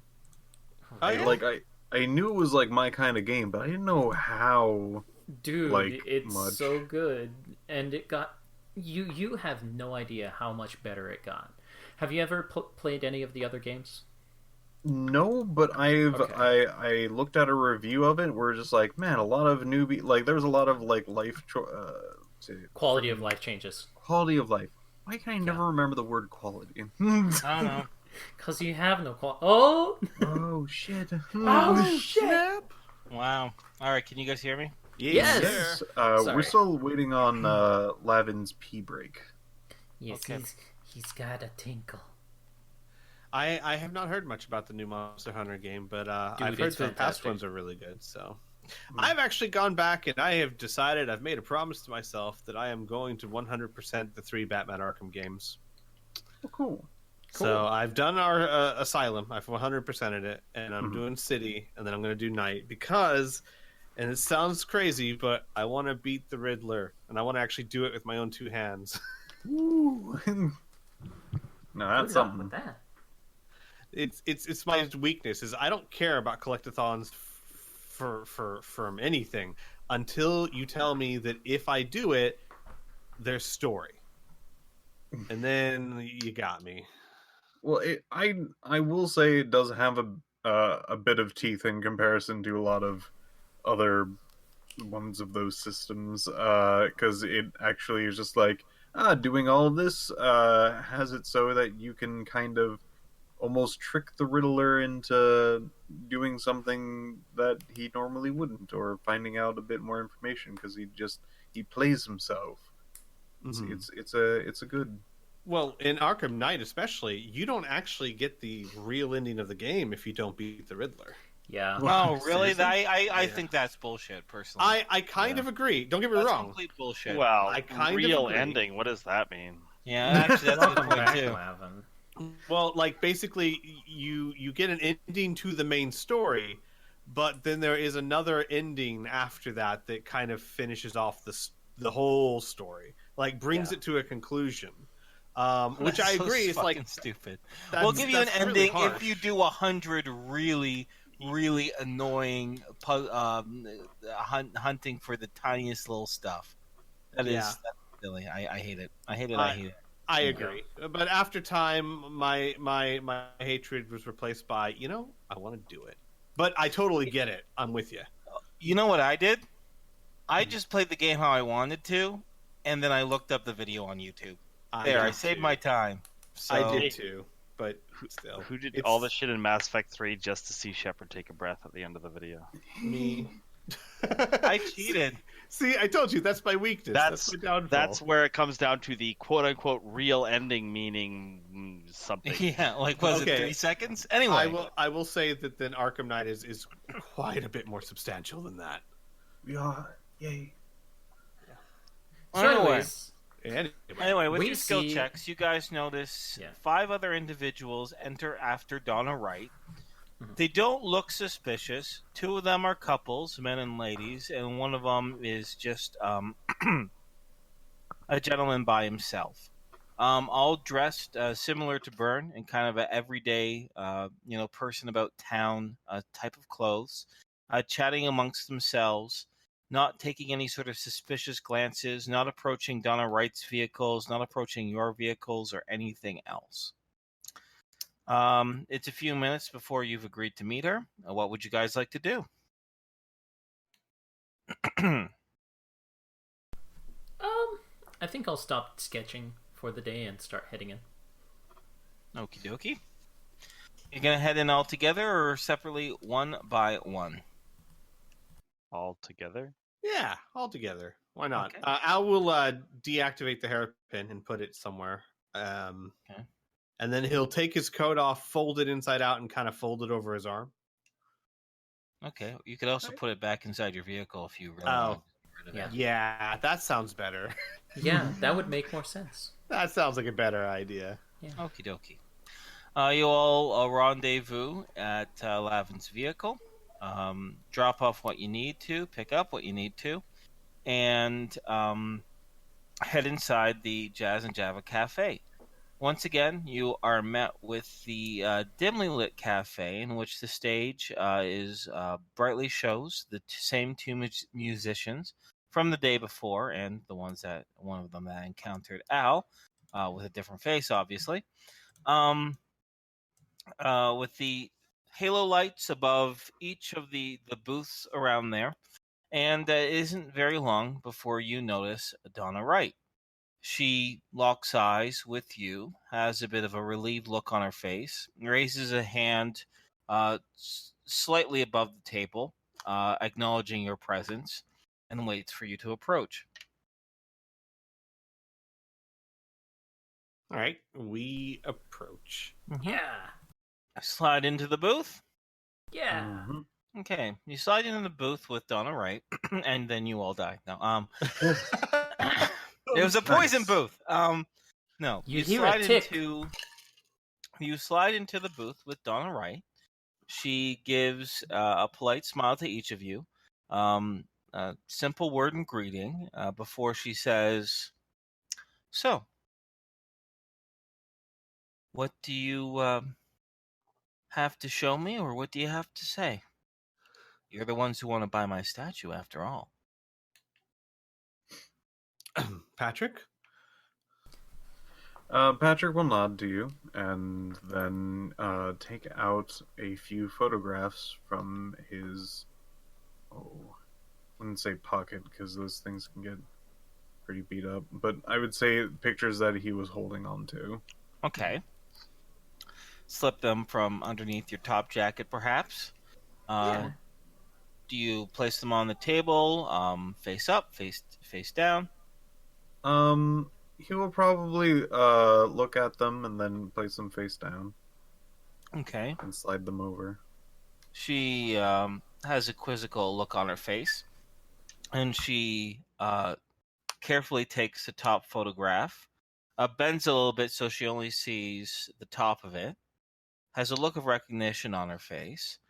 She takes the entire photo and keeps it very close to her so only she can look at it. No passersby or even you in the booth can see. She gives a small little chuckle to herself. She puts it back down on the table, and does similarly to the other 3 photos.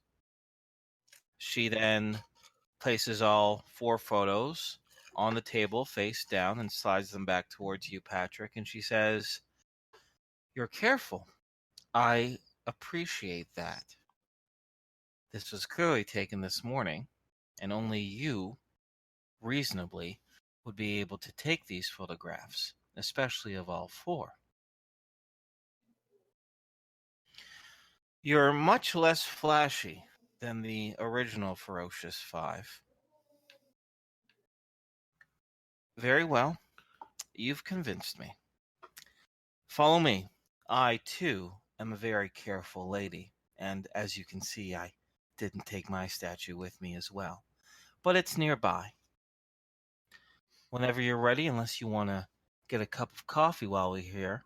But frankly, I think it's best that we're out of here before a waiter comes on by and asks us what we want." Sure.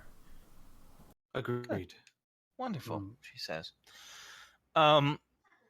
She gets out of the vehicle. She steps out of the booth, and she'll be leading you for a little while. I'll describe it, obviously, but are you going to just be following her, or do you have your own plan? I know I will be following her. Okie dokie. Yeah, same here. All right. You exit the dark Jazz and Java Cafe into the bright streets of Velda City, in which she looks towards her vehicle. She gives a chuckle and she says, "Keep your vehicle parked here. It's only a walking distance away," she says, as she turns around the tight corner of the little gap between the cafe and the neighboring vehicle. She says, "Follow me one by one." Okay. She leads you down to the back of the alley itself, takes another look around, and turns to the right, past the neighboring building. She leads you down this alleyway almost to the very end until you see her duck into an alleyway close to the end of this back alley. Right. She gestures for you to follow, and sure enough, there are 3 garbage cans by there, large silver garbage cans. One of them appears to have a very sizable dent on the top, however. She opens up the garbage can lid, takes out a small black plastic bag, and hands it over towards you. Hands it towards Lavin. You feel something large and hard and bulky inside. She says, "Don't open it up. Just take it with you or sleep it underneath your coat. I'm going to say goodbye to you gentlemen right now. I'm going to take a separate way to my vehicle, drive off, resume my life, and hope I never see anyone from the Order of the Lapine or, with all due respect to yourselves, your faces ever again. One last word of advice. Be very careful with who you deal with, especially here in this place. Not everything is what it seems. And you are going down a very trepidatious road. Be sure not to slip off." And with that, she gives a small, firm smirk and begins to go her separate way. Oh, that's not ominous at all. Yeah. Okay, what do you guys want to do? Take the package back to the Rhapsody, I reckon. Yes, pulls. Okay. Do you open it at any point between here and the Rhapsody? In the car, I reckon. Hey, take this hefty thing and not open it and take it back with you. I would probably want to make sure that it is the thing and not something else. Like Yeah, a that's bomb. Anthrax. Did they have anthrax in the 30s? No, I don't know. It was a chemical, maybe. Could be a cat. What they had was asbestos. Cat. New asbestos toothpaste. Anywho, we're making jokes, but no one's saying they're opening it up or Yes, when. please. Piph wants to, yes. But I would like to it's go in a Lavin's little bit possession. into the I give it to him, alleyway gentlemen. to open it up. Okay. The tight alleyway. The back alley? Oh, the tight alleyway? Okay, fair enough. All right. You go back, you trace your steps back to the side gap to the Jazz and Java Cafe, get into the tight alley, and you open up the garbage bag. Yep. As you peel away the garbage bag itself, you first see a shining glint of a piece of metal that appears to be the tip of some sort of protuberance. As you clear more and more of the bag away, it's clear that the protuberance is a tentacle, and there's another one, and another one, and another one, 8 all connected to a octopus head on a rich wooden black painted base. It is the 5th statue of the octopus. Okay. We'll probably wrap that back up and tell the others what I saw and get going, I guess. Okie dokie. And with the whole get going, where do you guys get going to? Rhapsody. Yeah, best to secure it. Yeah, get it to the Rhapsody, get it to our allies. But then I'm thinking we get in touch with either the radio station itself or with Dex Delaney and try and set up a meeting within the next couple of days with the Fox. Can't keep forgetting Agreed. his name. ASAP. Well, it is still the afternoon Yeah. by the time you reach the Rhapsody. And you do know it was around this time that when you agreed to meet with Lawrence Carr the first time to do a little bit of singing or to have Ellie do some recording in the studio, he was over at the radio station. You recall where it is. So that might be a good lead, at least to try to touch base with him there. Or you can do something else. Yeah. Why don't we go stop by the radio station, see if we can see him without an appointment? And if not, let's set up an appointment. That's what I'm thinking. Can we bring Ellie and just make the appointment by saying she'll do something ad lib? Sure. I mean, I can Probably NPC could, her. It's no big deal. Sure. If she's a key for the reason for you to be there, I see no reason why not. Yeah. Well, we also know that you're her agent too, right, Lavin? Yeah. Yeah. Yeah. So there you go. Sorry. I don't know. If you I forgot just love the Inferno. So. No, I'd forgotten, but yeah, you're right. Now I remember. Oh, okay. See, I did it to remind you, and so when you said yeah, I'm like, oh man, did I not need to remind him? No, I'm just being a dick. No big deal. No big deal. Who do you entrust the octopus to? Octopus statue.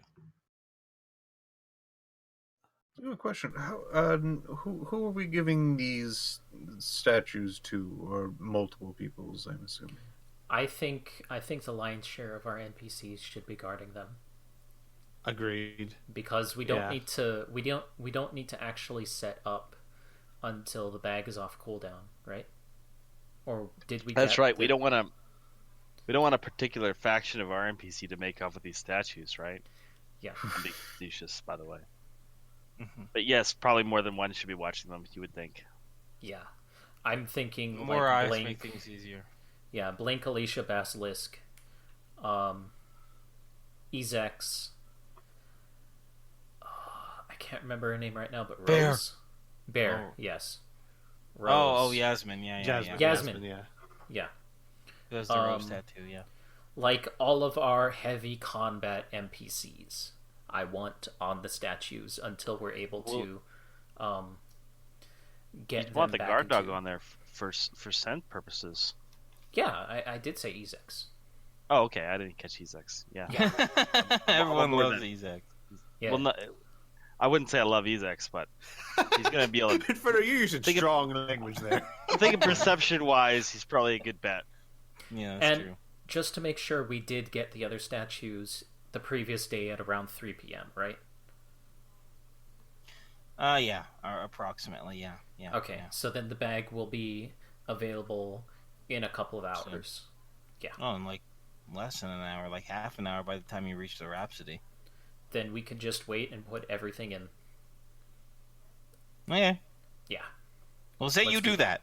Yes. Okay. Then we don't need to worry about that. It's all good. They're all there. They won't be accessible now for the next 24 hours, but they're all safe and sound in another dimension. Sounds fantastic. Groovy. Let's go! Radio so station. You grab Ellie, say, put on your best dress and a big smile. Come with us to the radio station, right? Yes. Pretty much. Okay, give me 2 seconds and let me just open up the right document. Because there is a little bit of information I don't want to forget.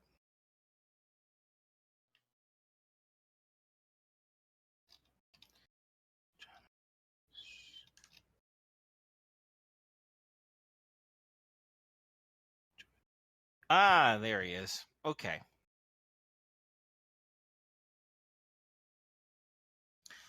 So, you make your way to the WKRB, the radio station that you know that Lawrence Carter works at.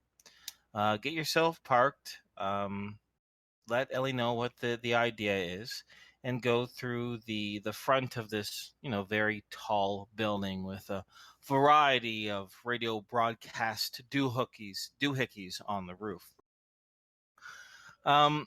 You are about to be greeted by the secretary at the front of the lobby. Before, to the right of that secretary's desk, or the welcoming desk for the radio station, outbursts Lawrence Carter and the bespectacled, toady, bald man, Ronald Foster, which, Lavin, you had the introduction of being the station manager. And they're both in an extremely heated conversation. And it goes something like this. The Ronald Foster, the station manager, says, "I don't care what you say, Carter. The man was killed not even 2 days ago, and you want to go on some sort of crazy expose for your shadow program? This is bananas. People won't take it." Carter says, "Listen, ART and KBS are kicking our butts in the ratings right now. We used to be number one, and we still are in the morning and for my radio show, but everything else is a complete dud, Foster, a complete dud.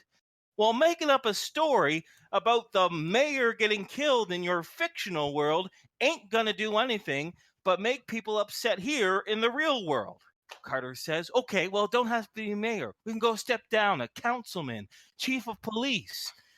Until finally, Foster says, "Listen, I still got final creative control, and I say no. We stick to the original script, or you are going to find yourself in a lot of heap of trouble." And with that, they, with a big harumph, both of them part from each other. Foster goes back to the main studio, while Carter goes to light up a cigarette in frustration. Doing so, he notices your little bunch clustered by the foyer of the radio station entranceway, and his frustrated demeanor quickly tries to melt away when he notices the statuesque Ellie and her gentleman companions, in which he says, "Oh, I'm sorry you had to see that. Good day. Fancy meeting you here again." Ask him for a light. "Ah, yes, And, sure, of course," he says, as takes out his lighter and lights your cigarette. Begin to tell him subtly the benefits of having your. Now wait, out of character. Yeah. Carter is a drama. He's talking about trying to do like a drama dramatization of the mayor being killed. Yeah, right? Like, that's a chill dramatization thing. by the sounds of it. Yeah, Okay. dramatization. Yeah. Let them know the benefits of how much people like having the drama matching their real world, and then suggest possibly that Ellie could get on some voice acting and maybe be maybe instead of the mayor being killed, the mayor's wife or something like that. Basically together the two ideas.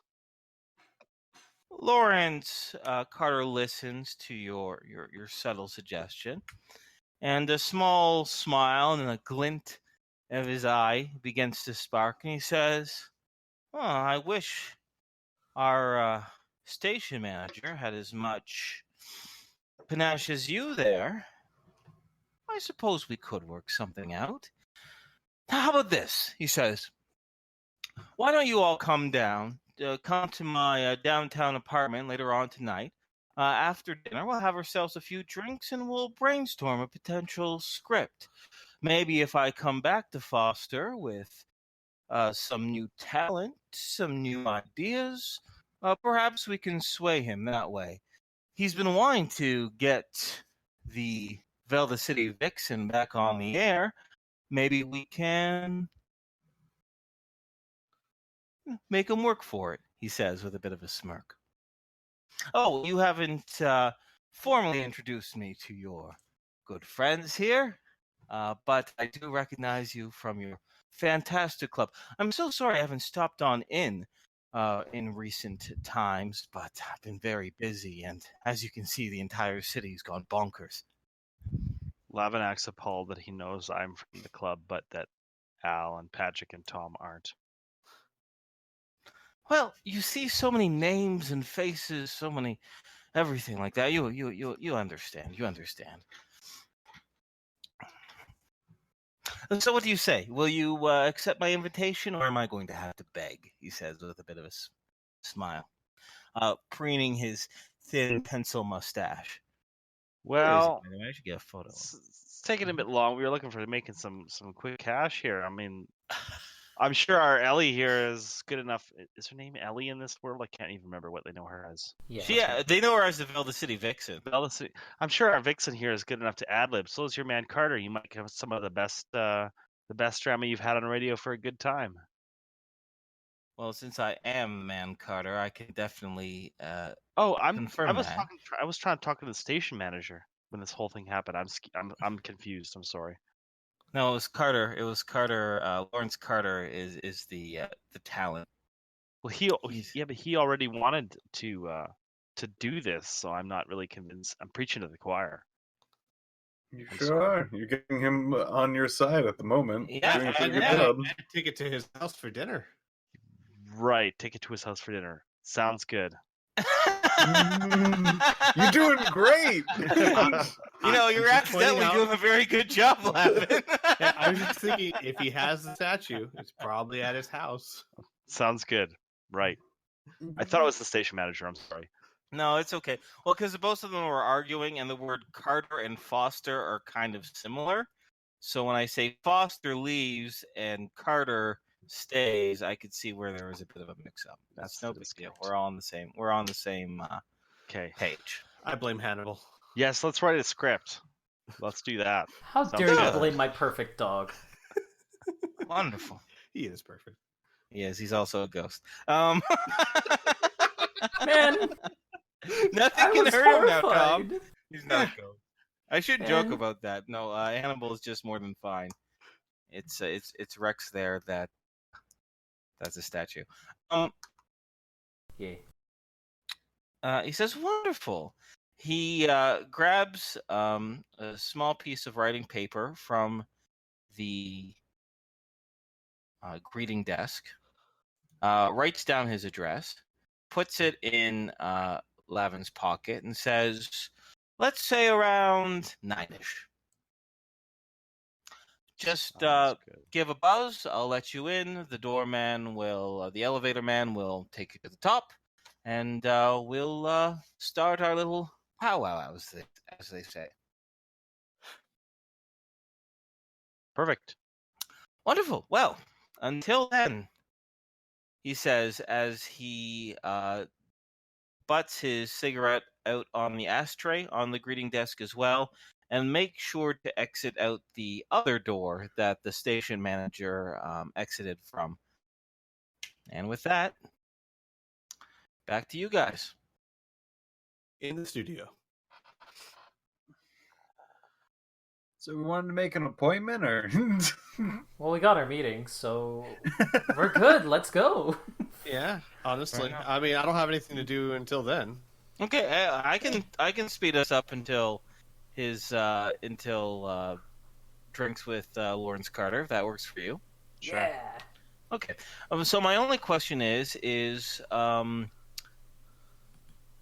who's all coming?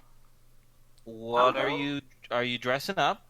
And what are you taking any special items with you? Because this is another one of those offs that if you don't declare you're taking something with you, I'm not going to let you whip it out of the blue just because you forgot. Makes sense. Yeah. You think he'll let me carry a rifle into his house, guys? No, we can always ask. No. What is it? Was it forgiveness is better than permission? You don't let people carry rifles in your house? For permission. Yeah. I'm from Alabama. We do this all the time. But yeah, actually, all I'm bringing is I'm not even bringing armor. I'm just bringing my ISP necklace. I'm bringing a sketch pad, and I am bringing the Firebrand's lighter. That's it. I would suggest we bring the pictures, though. Yeah, that makes sense. Al's gonna bring his long johns under his clothes, sharp, and one of the blacklight blade knives because it just looks like a hilt and completely unthreatening. Hopefully, but he's not gonna have it like on display or anything. To say he's not greeted with him in his hand. It's gonna be in your pocket. Yeah, Like exactly. when you went to the Mackenzies. Exactly. Yeah. Oh, and the amulet, just in case the PPE amulet. Okay. All right. Groovy. Anything else to declare, my friends? Same thing I did last time. Okay. Ring. Take over the world. I'm gonna get Yeah. like I a thought the same monkey thing. suit as well Mhm. for Patrick. Okay. Great. Awesome. Oh yeah, Tom is dressed real nice, like his best clothes. Wonderful. The suit that everybody got him for his birthday. That. Yay, birthday suit. Well, not literal birthday suit, because that's worse than not coming with a gun. Anyway. Robin's wearing all right, same we shit good as to go? always. I got knives, and I'd like Oh, to God. conceal my stun gun. What? Hey, we might have to off this guy to take a Three statue. noises. Oh no, he's not. I don't think he's talking to you, Lavin. Oh. I mean, no one's surprised that Okay, there we Lavin go. has I knives. was like, why am I getting shit for taking knives, man? What the hell? What? Yeah, it was awesome. At first, he's like, "I'm taking knives." What? What, me? Versus, like, Oh, that's a bit ridiculous. Yeah. no, it was because I couldn't hear you again. And I'm like, I'm No, saying all this stupid stuff. I'm assuming you can hear understand. me though. Yeah. So I this hear you. is opposite day, where I instead of me being like, "Hey guys, can you hear me?" All you can do is hear me. Not the other way around. Now you know What- how it feels. What is? Yeah. Know how it feels. Okay. I still think. No, I'm still with it. Yeah, Lavin, what the hell are you thinking? How dare you? All right. Anyway. Concealed. They're fucking concealed, guys. Come on. Do you wanna bring a booze? I think you might like a booze. A booze? Yes, a booze. Was A An singular. alcohol. One Well, he smoked alcohol. like his cigarettes. I don't recall this guy ever drinking anything, really. Did he? No, he smoked a lot when he was at the Rhapsody, but I don't. No, he did have a couple of drinks. He was a little buzzed when he was talking with you. I didn't think of it. Go ahead, Patrick. Bring booze. It's all you, man. Oh boy, Patrick will take one. He knows that alcohol is better when it's older. That's true. If you want, Basilisk will happily give a recommendation. Patrick will briefly say, yeah, I'm looking for something that he like stops for a second. Something that will look nice and probably go down well. Oh, says Basilisk. as he hands you a bottle of wine. That's what all the people want. They don't want to drink hard anymore. Oh. Everyone in this city is pansies, except for me and Ezex and Lavin, and maybe a few other sops that come on in. Oh, I'm just kidding, he says. Give me that stupid wine. As he takes the wine from you, as he gives you a bottle of brandy. He says, this isn't the oldest that we got because that's super expensive. And Alicia says we got to keep that for the customers. But this is still really quality stuff from my understanding of this crazy place. Well, if all the people rave about this, I'm sure it'll be quite a nice It's very gift. popular. Excellent. Hands you the bottle. All right, so you're going to come with a gift, which is quite nice. Am I good to set the scene? Was Patrick will actually like rummage around in his pocket and put down $20, and like, I think that should cover it. Basilisk looks at the $20. He says, "Yeah," as he slowly takes the $20. That'll be perfect. I mean, you own this place, so if you want to pay for it, I'm not gonna stop you. And as you leave the Rhapsody, you hear Basilisk say, "Hey, Ezex, drinks are on me tonight." All right. Am I good to set the scene? Yeah. All right. So, after getting yourselves dressed and ready to go, you take a vehicle and follow the address to Lawrence Carter's apartment building. He lives right in the heart of downtown Veldis City. Oh, wait, give me a second. Let's get you to Veldis City. You see that building right there that I'm pinging with the red? Ooh. No. Give me a second. I'm gonna zoom out. It's right over here. This one. Ah, there it is. Yeah, okay. there it is. Yeah, that's Lawrence. Yeah, he lives in a skyscraper. He lives. It is he lives on a posh penthouse on the 32nd floor. Velda City, like many downtown areas, have some areas of downtown that are quite run down, and some that are extremely well developed. Lawrence Carter lives in one of the most well developed ones. In fact, you're a little astounded because although he's a radio star, he didn't expect radio stars got paid this well.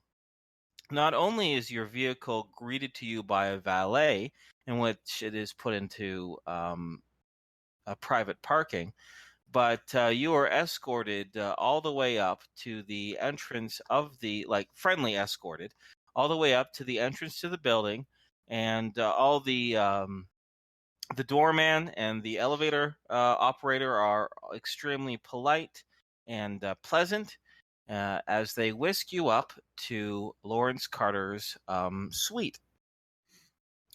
As you exit the elevator, sure enough, almost like he sensed you were coming, before you need to knock on the door is already opened up, and you see Lawrence Carter's extremely broad, smiling face, his hair slicked back as he welcomes you into his apartment. It is not decorated like any place you've seen before.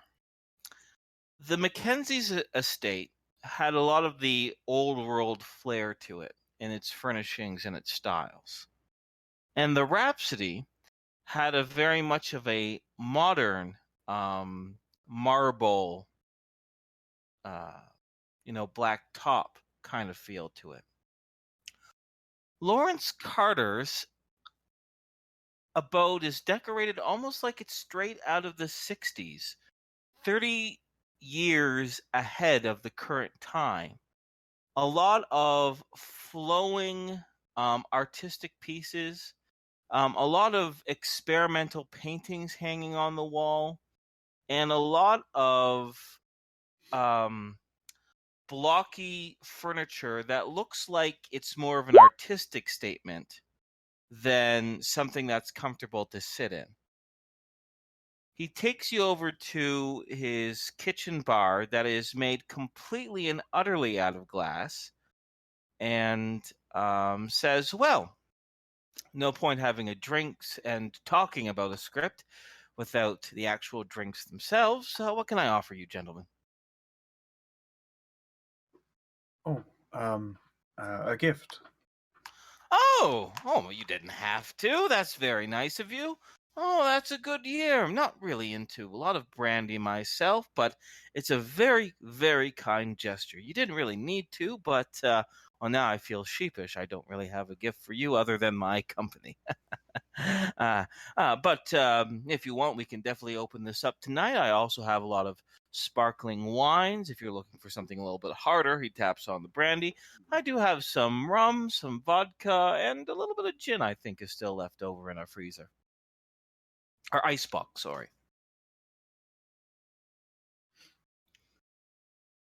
Yeah, I'll trust Patrick Patrick. looks to his Patrick looks to his friends.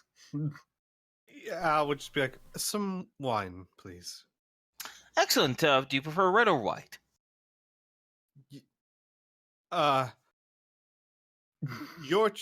Whatever you prefer. Like, Al doesn't know anything about wine. He'll take the white. Yes. White all around, then, I suppose. Sounds good. Anyone else? The brandy. Brandy. Brought a bunch of really good brandy. You want to try the brandy, obviously. Of course, obviously. He says as he takes out wine glasses and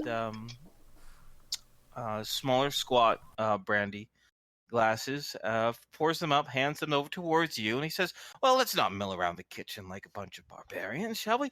Join me here in my sitting room, and we'll start with our conversation. He leads you down through several rooms until you reach the back of his apartment itself. And his sitting room, as he calls it, is right next to his balcony. He has a very wide balcony looking out into the twinkling lights of Velda City. A large glass door separating the apartment itself and the balcony, but you can kind of see out through the glass. He has these dark gray words. The things that cover windows. Curtains. Great. There we go. Dark gray curtains swept on either side. The furniture in the sitting room is just as peculiar, fluidly shaped, and circular as it is in the rest of his house. And in between several chairs is a large marble. I am out of words today. I've run out of completely all my words. Pardon me? Table? Table, I guess. Yeah, I was trying to think of a descriptor for the table, but large marble table in which there appears to be similarly marbled chessboard there, but there doesn't seem to be pieces on it whatsoever. It's kind of more of a conversation piece. He sits down in a chair that's almost shaped like an egg, reclines a little bit, takes a sip of his wine, and he says, well, what shall we start talking about first? Patrick says, if you don't mind, I would love to know, did you get all of these pieces? As he looks around, if there is any like art pieces, he'll point to them, but like also like chairs and things like that. Oh no, I designed this all myself. Oh. Mm-hmm. He gives a wide, knowing smile, his eyes looking to each of you in a very inquisitive look. The look plastered on his face is the look of someone who knows something more than he's letting on, and he's very brash at displaying that look on his face. It kind of doesn't really fit with most decor we've seen. No, it doesn't, he says with another smile. Not at all. Yeah. But how would you know that? Aren't you from out of town? What does your furniture like from where you're from? Oh, much, much different. There's a lot more buttons. A lot more buttons, a lot more metal. There you are, he says, as almost putting an end to that statement. There you are.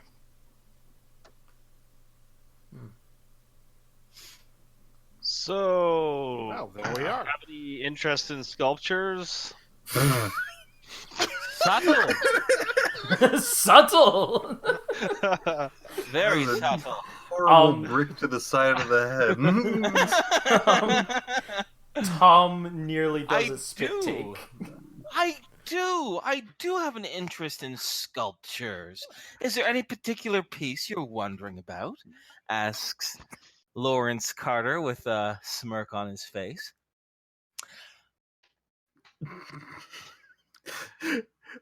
Patrick looks at the drinks to make sure his friends have not drinking something and having the truth serum again. Oh.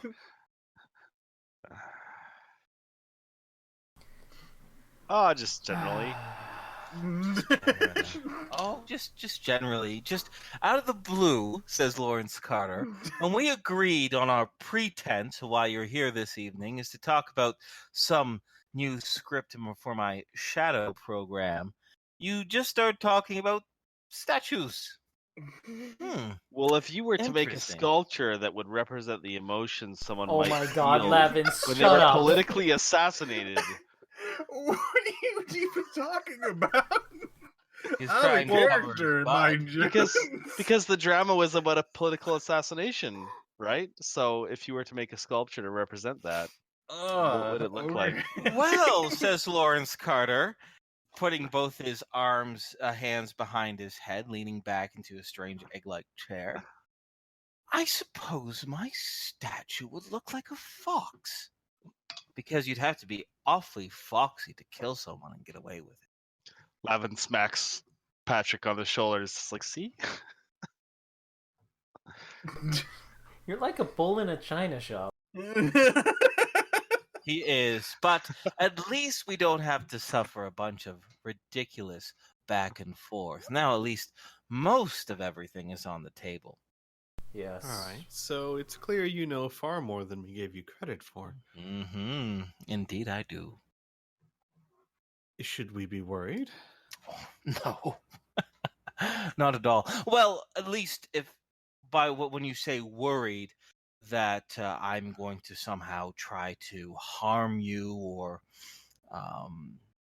take something away from you or stop you from what you're doing. I have no interest in any of those things at all. I'm not here for that.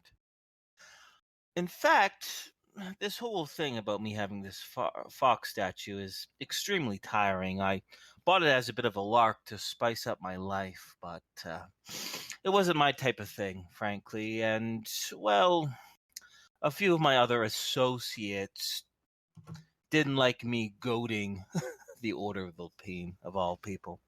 So, I am pretty happy to get rid of it. The only question is, what would be the cost of such a thing? Jim, I'm looking Yeah. at my notes. I want to make sure I got this straight. He didn't buy it. It was a gift from his lover. Uh-huh. Yeah, that's what I thought. Okay. Yep. Al would say, "But you didn't buy it. It was a gift, wasn't it?" His smile disappears a little bit, and he says, "Well, you caught me on that lie." Mm-hmm. What else I'm do we impressed. know? Al That is the question. What else do you know? Al would shrug. The Order of the Lapine has been a thorn in many of our sides. Mm-hmm. Not the least of I've which heard. while not anymore, but the person who gave it to you. You should know the outcome of what happened to the person who gave it to me. Yes, I do. Yes. What would be your price? A game, says Lawrence Carter with the smile appearing on his face. A simple game. I'll play you for it. If any of you win, you'll get the statue, no problem. If I win, I get something from you. Nothing sinister. I don't play those sorts of games. But I have been interested in radio ever since it was initially invented here in this quaint little place. And I do have a bit of investment with the radio station, more for my own ego than anything else. And that little outburst that you heard was very true. We are starting to get really thumped in the ratings, and I don't want that. So how about this? I'll wager the statue that you're so desperately looking for, and you wager two things. One, I would love to sing a duet with the lovely Velda City Vixen. What can I say? Foxes and other canines get along extremely well, he says with a bit of a chuckle. Secondly, I would like a never before heard interview with the real Ferocious Five. Everything they know about their battles with the Djinn Baron and other undesirables in Velda City. People have been simmering, rumoring, whispering, gossiping about the Ferocious Five for so long now.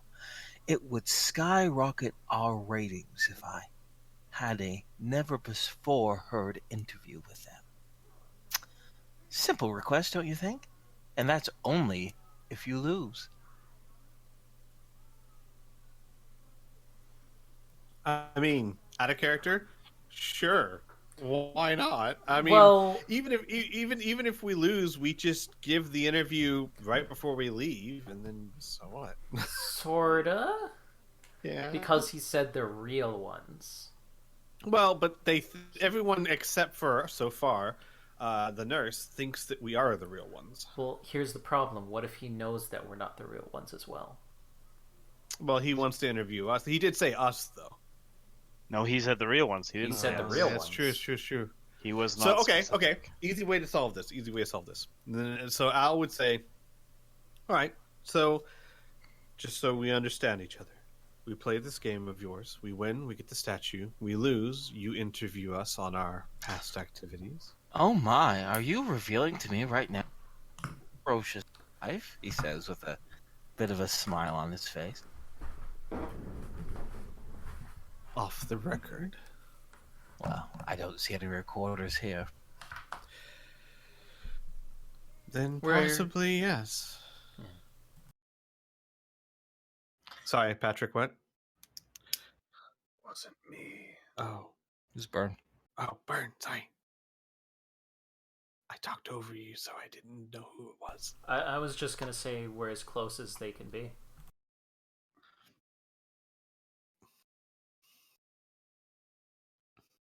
What? So, Okay. What? I mean, so honestly, I'm fine with this deal. Even if we lose, it's not that horrible. I'm sure Ellie would probably love to do the duet.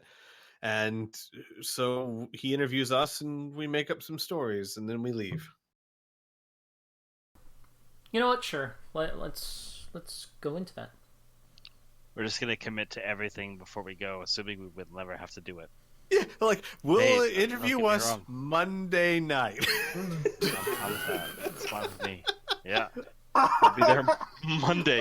On Monday, man. Monday.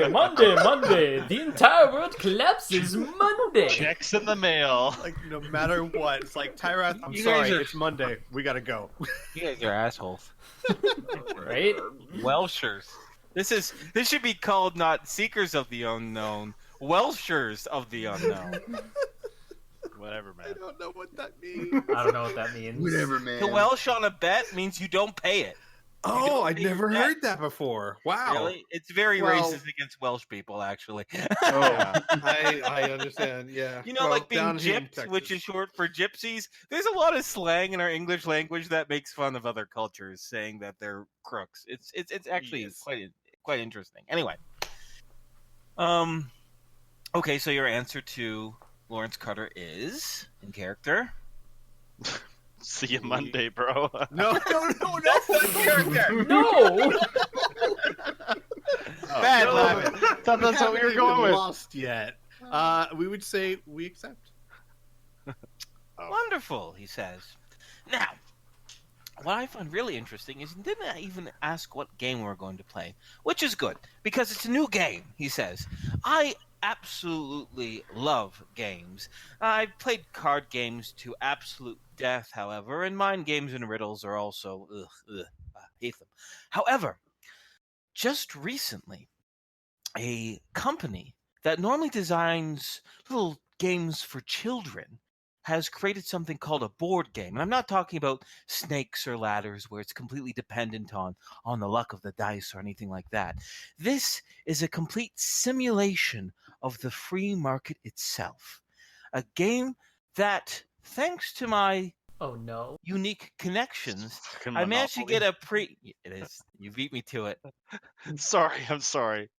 It's okay. It's fine. I didn't mean to. I don't care. Where's my Oh, there it is. We gotta make it bigger. So Lawrence Carter says, thanks to my connections, I've been able to get a before market version of this, which is delightfully ironic. Regardless, wait right there and I'll go fetch it, he says. And with that, he soon shows up with a simple cardboard thin box with the words Monopoly on it, and the happy little Monopoly man and the trains and everything like that. That's 1930s Monopoly right there. He sets it, he puts aside the marble chessboard, puts it on the ground, and starts to set things up. He then explains to you the rules of the game, which you all know how to play Monopoly as players, I hope. Yes. So... Well, my only question is, are we actually going to be finished before Monday? Well, okay. Someone will flip the table before then. As tempting as it is to be like, okay, guys, let's play Monopoly. We're not playing Monopoly on Rivs. That would take too long, and it would be hilarious. I honestly kind of thought you were going to say that's next session or something. We could do that if you really want, but I had an idea of doing a mini game, which is it'd be involving rolling dice. But actually, let me just go into what I had in mind for this. It's you guys versus Lawrence Carter, and you're going to be playing Monopoly. And there's going to be 3 phases. There's going to be the beginning phase, the middle phase, and the end game, right? So as the game continues on,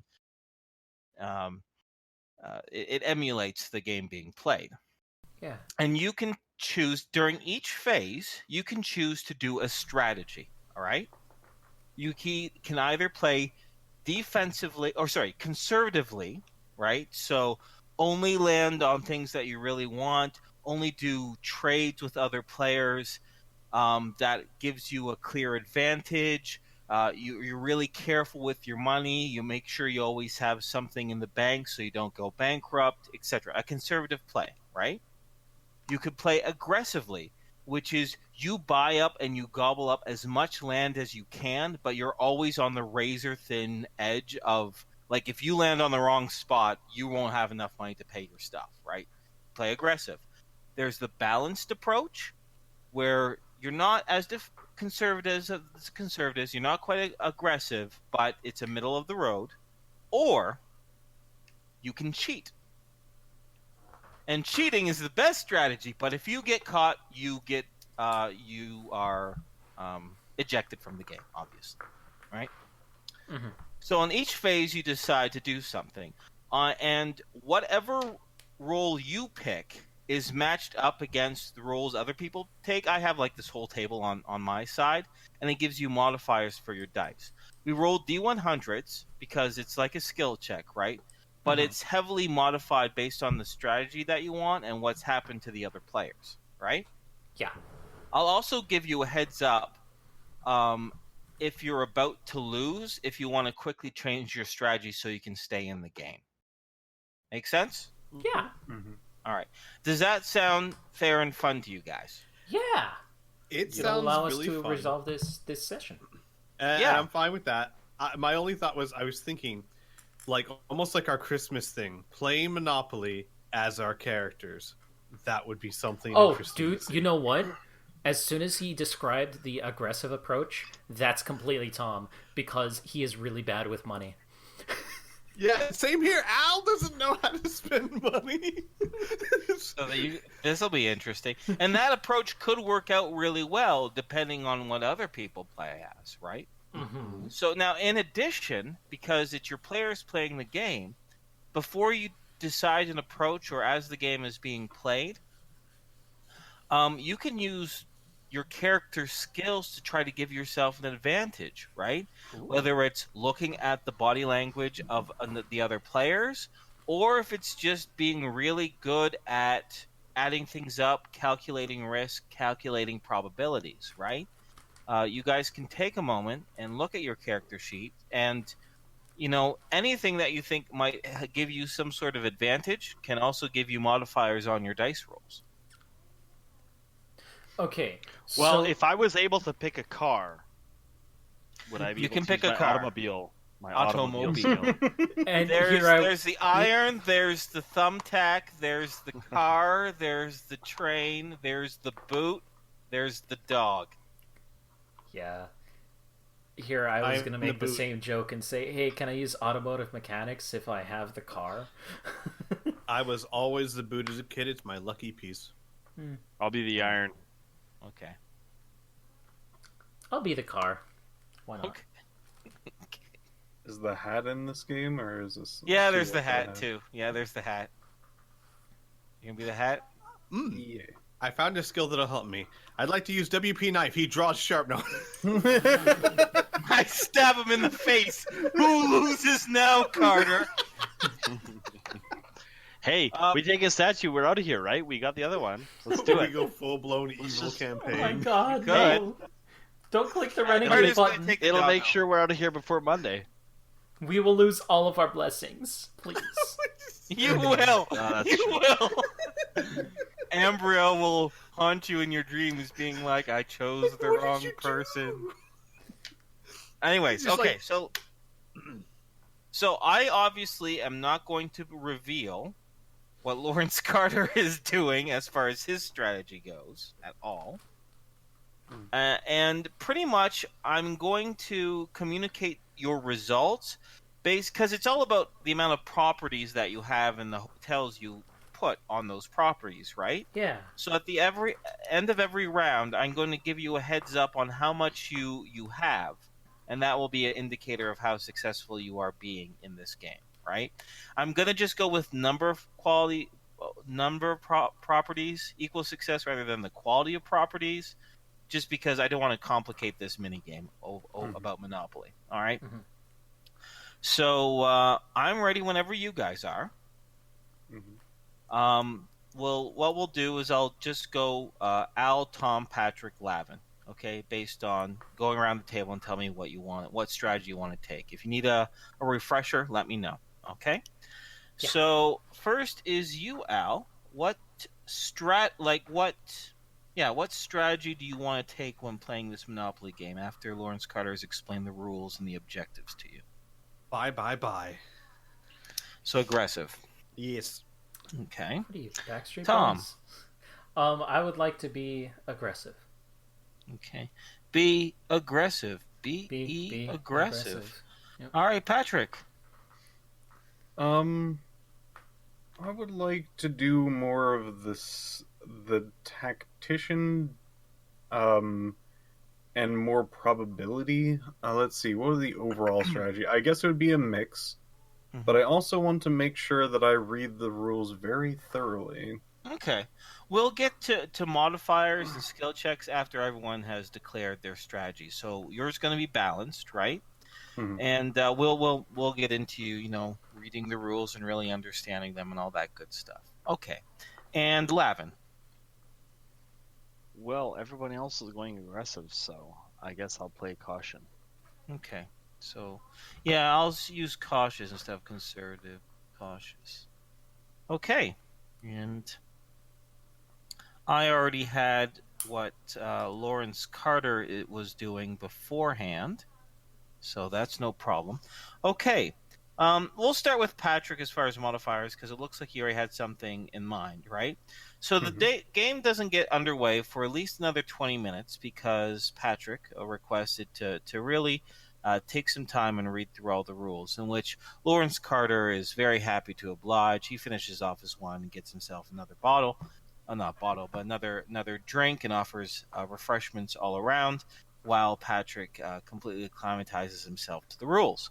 Lawrence Carter also admits that he's only played the game about 4 or 5 times before, so he's far from an expert. So he definitely does not feel bad with someone taking their time to understand. After taking a moment to really understand the rules, Patrick, anything else you want to use as a skill or anything else to give yourself some first advantage during this first round? I think that he would probably be very focused on probability.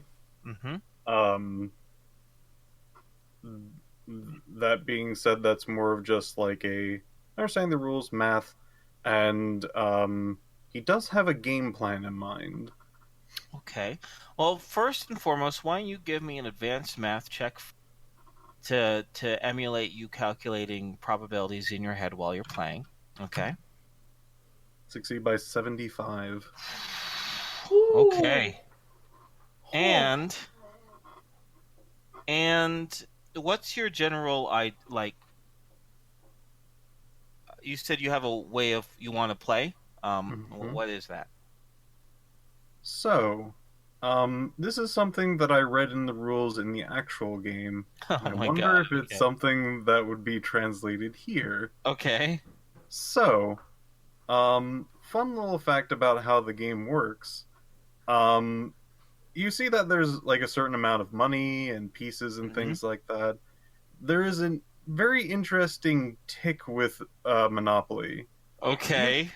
You can actually shut down other players by just taking houses and never going to the motel and just removing house pieces. I've heard this strategy too, but this is like super fucking late game. Man, you need a lot of houses to start setting people down. Yeah, generally, if you have that many houses, you've already won the game. Because you can't buy houses. My buddy keeps telling me too. Houses. Yeah. Yeah. But what the idea is that you get a literal monopoly on houses so no one else can build, so then probability is in your favor, right? Yeah. Yeah, like even if they do get their own area, they can't even make another house to gain enough money. So in other words, upgrading to hotels is never, you want to take, because there's a finite number of pieces. Okay. Yeah. All right. So as Lavin said, I think that strategy is viable, but that is going to have to, we're going to have to do that in the late game round. Yeah. Okay. Out of curiosity, if I'm doing the aggressive, can I still use mathematics to help? Obviously not as good as Patrick. Sure. Remember, it's all about how aggressively you buy property and how razor thin your backup funds is, right? So I would like to try and use my mathematics to help with that. Do you have mathematics basics or mathematics advanced? You do have advanced? Okay, yeah, roll that too. All right, and it's not bad actually. I succeed by 82. Jeez Louise! Got an 8. Oh, that's good. That's good. That's good. Al's competitive. Okay. Sorry, anything else you want to do as far as modifiers? Give yourself a bit of an advantage here? Backflip. Okay, anything real? Because we're going to be playing, like, we got 38 minutes to finish this, right? Yeah. Okay. All right. So that's Patrick. Al, you're good. Tom. Okay, so I don't really have any applicable skills. Okay. I've been poring over them. Even if it's something outside the box you might want to do, I'm flexible here. So I want to know if Lawrence Carter is going to be smoking. Oh, yes, definitely. Okay, I want to spend ISP and time periodically just trying to fuck with him by putting out his cigarette.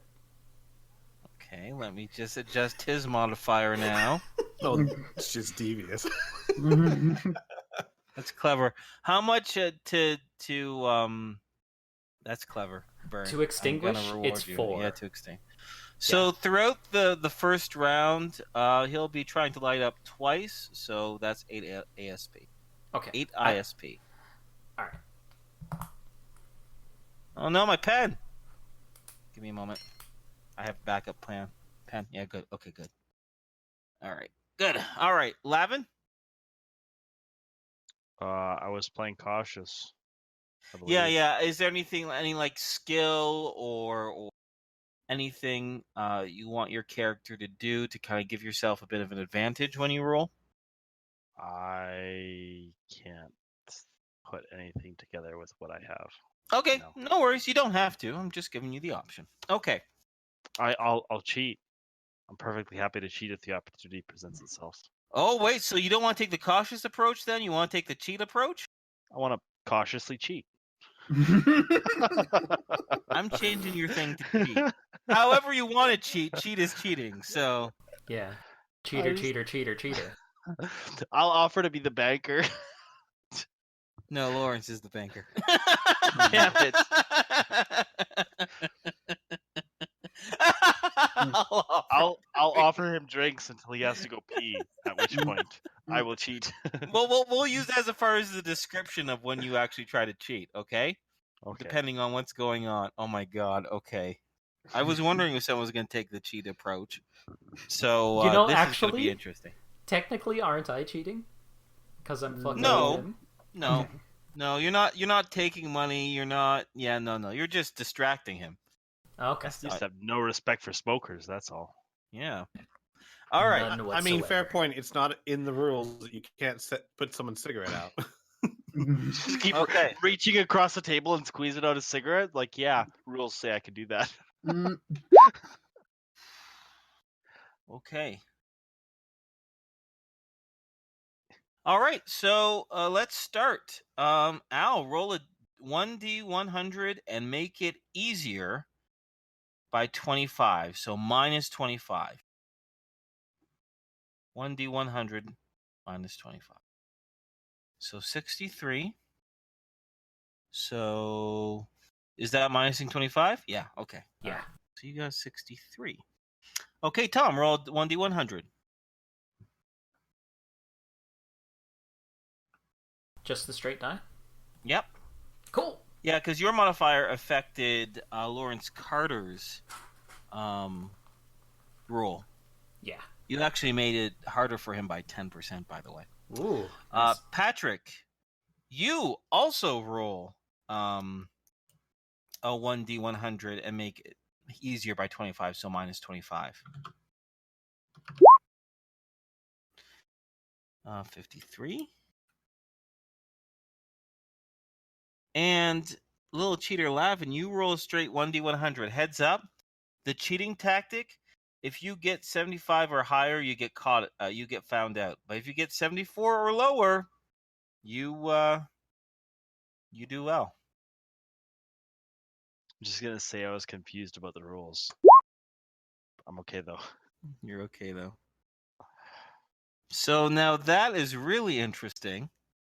I'm gonna tell you the mechanics of this afterwards, but cheater Lavin. Okay, now give me a moment. I gotta sort out this by priority.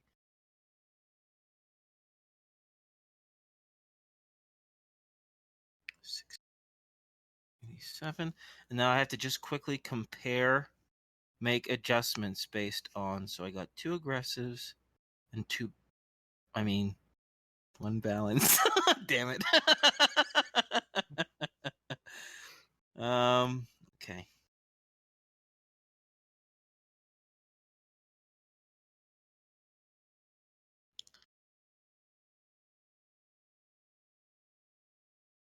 Oh, okay. Great. All right. So after playing the first hour of the game,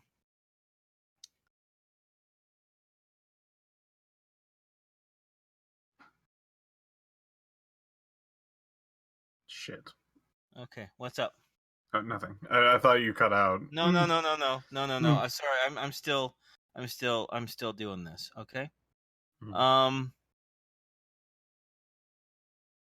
At the At the end of the first round, Lavin and Lawrence Carter are tied, both with 6 properties apiece. Okay, and each of them has 1 hotel on it as well. Patrick, you're next up with 4 properties and 1 railroad, so I guess 5 properties total. Mm-hmm. Al, then it's you. You have 4 properties, none of them railroads or utilities. And Tom, you're having a tough time. You only have 2 properties, and it looks like by next round, if your luck doesn't change, you might be the first one out. Okie doke. Okay, so give me a second. Lavin.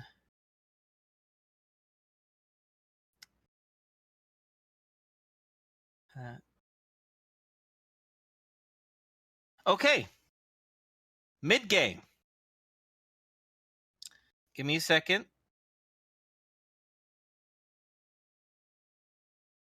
Because I want to put in Lawrence's tactic and everything before you guys choose. So I would never metagame, but let's just really make sure, right? Mm-hmm. Okay. I have his tactic and his modifiers already all set. Al, what's your tactic? A reminder, cautious, balanced, aggressive, cheater. Aggressive. Okay. Tom. I'll switch to cautious. Okay. Patrick. Balanced. And Lavin. Cautiously cheating. Mm-hmm. I'll write it down if it makes you feel any better. All right. Cautiously cheating. All right. I'm going to give Al, you and Patrick the same probability / memorize the rules modifiers as before. Tom, are you going to be doing your same tactic, spending ISP to mess with this cigarette? Oh, yeah. Okay, so we're going to be doing that again. Anything else you guys can think of or want to add in to try to give yourselves a better advantage? I honestly have nothing. By the way, just so everyone knows, there is a point during that first round, that first hour, Lawrence Carter does leave to use the washroom. A few people do at this point. And Lavin, do you want to make it known to your other players that you're cheating? Or do you want to kind of keep it to yourself? I don't trust all their poker faces. Okay. So no. So it's when he leaves, you subtly palm a $500 bill, which gave you a bit of an advantage. I'll bet. Yes. Sure. Well, there's a reason why you're tied with Lawrence Carter at six properties. And I would assume that reason is because he is also cheating. Well, you can assume all you want. Well, I will. You can do what you want. Okay. Sorry. Any other modifiers? Things you guys want to do? Skill checks for this second round?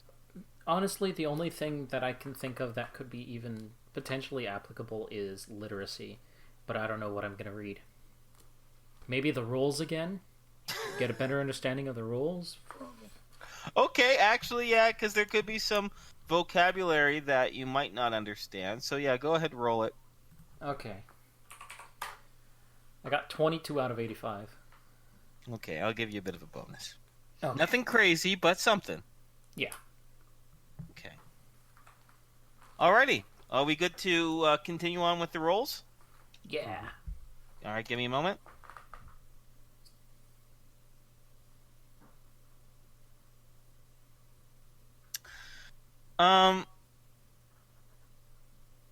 Okay. Lavin, sorry. Al, do the same thing. Roll 1d100 minus 25 because you're making it easier by 25. Okay, 50. Straight 50. Tom, roll me a 1d100 and minus 5. You got a 5 bonus. Woo! Whoa, I got a 10! Oh, wow. Okay. All right, Patrick. 1d100 minus 25. Okay,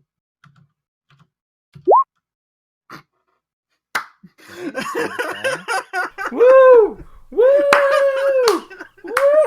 Woo! and Lavin, roll a 1d100. So. Okay. Cheater. Yep.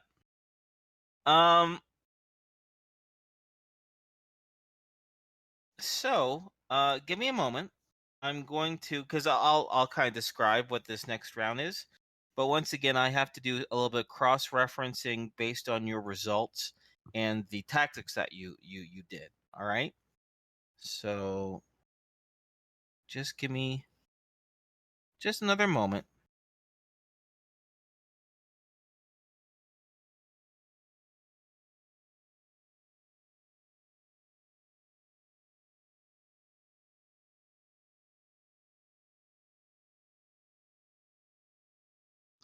Can I take a quick AFK while you're doing that? Yeah. No Great. problem. Thank you. I'll describe what happens to you when you come back here. Whew.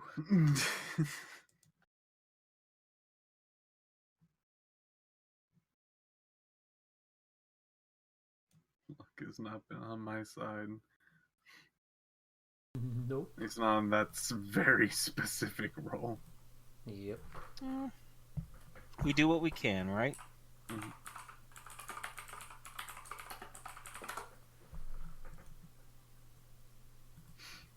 Oh.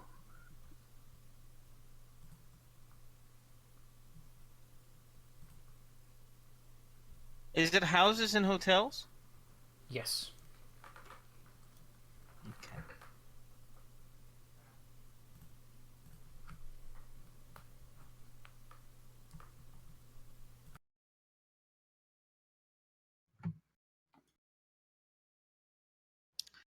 Okay. We'll just quickly wait for Spiral to come back, and then I have everything I got everything matched up here. It's funny, actually, because... Huh? Well, the way I'm doing this, right, is I match up certain approaches with each other, and they do better with each other, so it adds in, like, additional modifiers or whatever. So it's very behind the scenes, like what a video game, calculates for you, but it's actually really interesting. It's I might publish this at some point. Not publish it, but like write down or copy or make a public document of being like how to emulate board games and in computer RPGs, because this is neat. I dig it. Cool. I go to jail a lot. Actually, no. What I've done is that I've had your result kind of tie in with your tactic. It's just not being super successful right now, but you still got the late game to determine Yeah. who's gonna run out.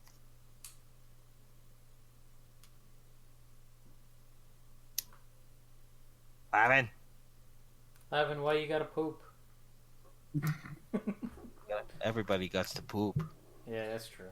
Actually, you know what? I'll explain to Lavin how he gets caught later on. Okay, so Okay. the end results are after the mid game, after playing for another hour and a bit. Tom, you are slightly ahead now. You switching gears has allowed the other three players. Oh, I hear Lavin coming back. Yeah, I'm back. Hey. I'll come back. You switching gears has allowed the other players to take a big chunks out of each other, and you've been able to pull ahead a little bit. You have 11 properties and 3 hotels. Ooh. Now, a lot of this had to do with your cautious approach compared to the aggressive approach that Al and clearly Lawrence Carter were taking. Unfortunately, Patrick rolled too low for it to affect him. um, Lawrence Carter is right behind you, breathing down your neck, Tom, at with 10 properties and 2 hotels. Al, you're right in the middle of the road with 8 properties and 1 hotel. And Patrick, you're doing your strategy. You're buying as many houses as you can. Unfortunately, you only have 6 properties, but you also have 6 houses. This might turn around for you, maybe. Now, Lavin, you go to cash in your $500 bill, in which Lawrence Carter bravely says, "You know, I marked that bill in the bank while I went away went to the restroom, and it's really funny. You shouldn't actually have that, Mr. Planter. So I'm very sorry, but I'm afraid you'll have to spectate the rest of this game. Although I do admire your panache." I pretend to be confused about the rules. Okay. This sounds like something Spiral has done before. But I thought if you give in 1050s, you get a 500 What happens back. when you land on free parking? Yeah, exactly. All right. Okay. Final but I round, passed guys. go. My 5th time I passed go, I got a 500. Isn't that All how right. that works? So the good news is that unlike last round where Tom was on the brink of losing, no one is on the brink of losing. What's going to happen now? After the final round, the top 2 individuals are going to go kind of neck and neck, and I'm going to have a very small final round to determine who the ultimate winner is. But I guess my first and foremost question is anyone changing... Okay, wait. Let me do Lawrence Carter's. Okay, I got to think for a moment, because I'm practically playing Lawrence Carter right now. You are. Practically. Only entirely. You know what? You're supposed to be watching. You know what, you little fucker? I'll set you on fire. Go get drunk on brandy. Screw it. It's okay. good stuff. Okay. Yeah. Why the hell not? Wait. Why the hell not? Wait. Good. Okay, no. I good. changed my mind. He's being indecisive. I'm being indecisive. Okay, Al, what's your strategy? I'm going to completely shift gear. So my thought is, I've been buying up getting as much money as I can, getting as rich as I can, and now in the end game, I'm going completely conservative, and trying to outlast everyone. Okay, great. Tom. The switching over to being cautious worked, so I'm gonna stick cautious. Okay. And Patrick. Well, my strategy is kind of not working out. He's already got his hotels, which was the entire point of the whole house thing. So what he's going to do is going to actually almost cut himself out of the game so he can give a large boost to Tom, which is clearly ahead. How are you going to do that? Very easily. In Monopoly, you can trade. Yeah, just do some bad trades. Yeah, he's going to do some bad trades. Some quote-unquote bad trades. Okay. So then, Patrick...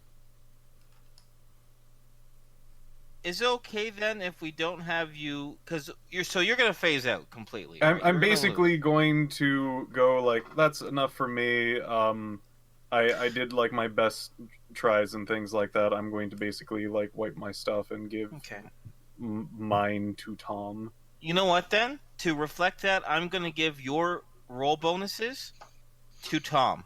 So Tom, now you have a minus 30. Okay. Cool. Now, are you still doing the same thing with Lawrence Carter again? Are you gonna burn another? Oh, he's yeah. gonna smoke. He's gonna smoke 4 times during this last round. So that's Okay. that you're okay spending 16 ISP on that. Yes. Okay. And Al, I have your your initial modifier. Any last ditch thing you want to do? Not really, no. Okay.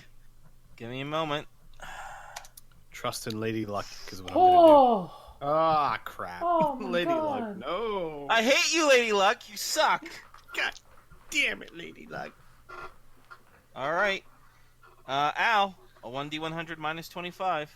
All right. Boo. Okay. All right. Al flips the table. And it's me with minus 30. Yep. Oh. Oh. Boom.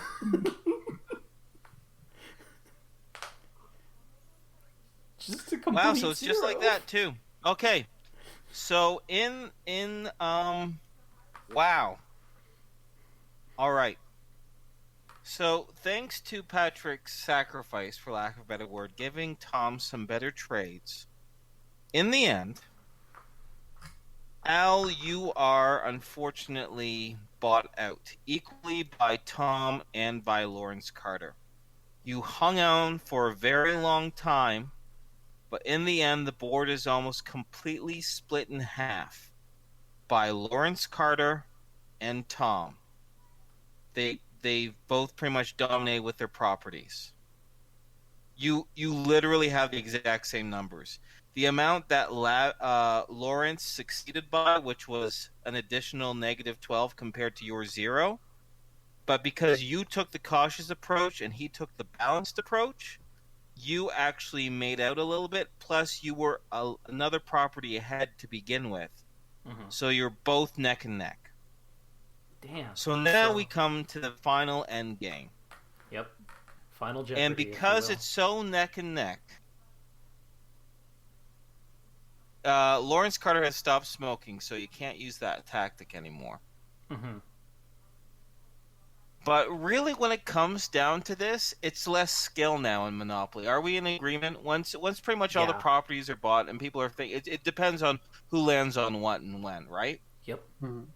So to emulate that, Straight D20? Tom, do you want to do a straight D100 roll, the lowest wins?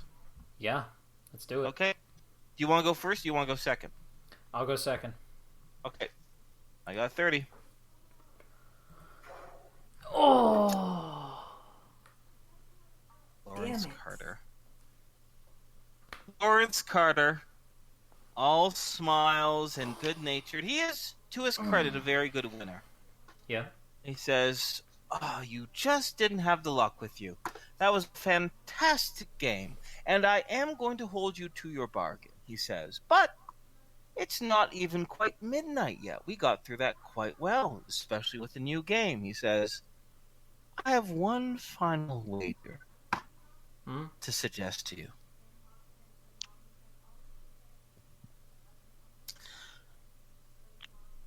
I imagine you really, really want my Fox statue. That's the whole reason why you're here. Yeah. And instead of us playing a game for it now, how about you let me in on why you're doing this in the first place, and if I find it interesting enough, if it appeals my curiosity, if it excites me enough, maybe I'll just give it to you out of the kindness of my heart because I like to stir things up. Okay. But you'll have to be honest. And now remember, I tried to tell you a lie earlier on in the evening and you caught me in it. If I catch you in one of your little lies, then the fox is completely off the table. That's fair.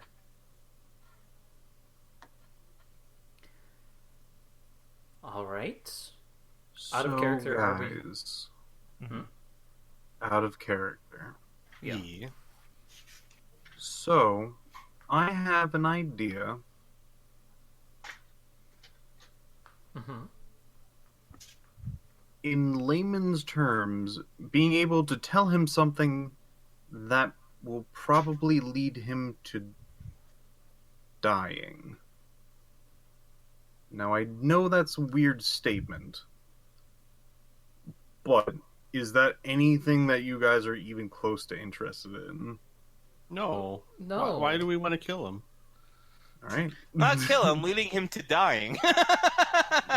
Yeah. AKA killing him. Why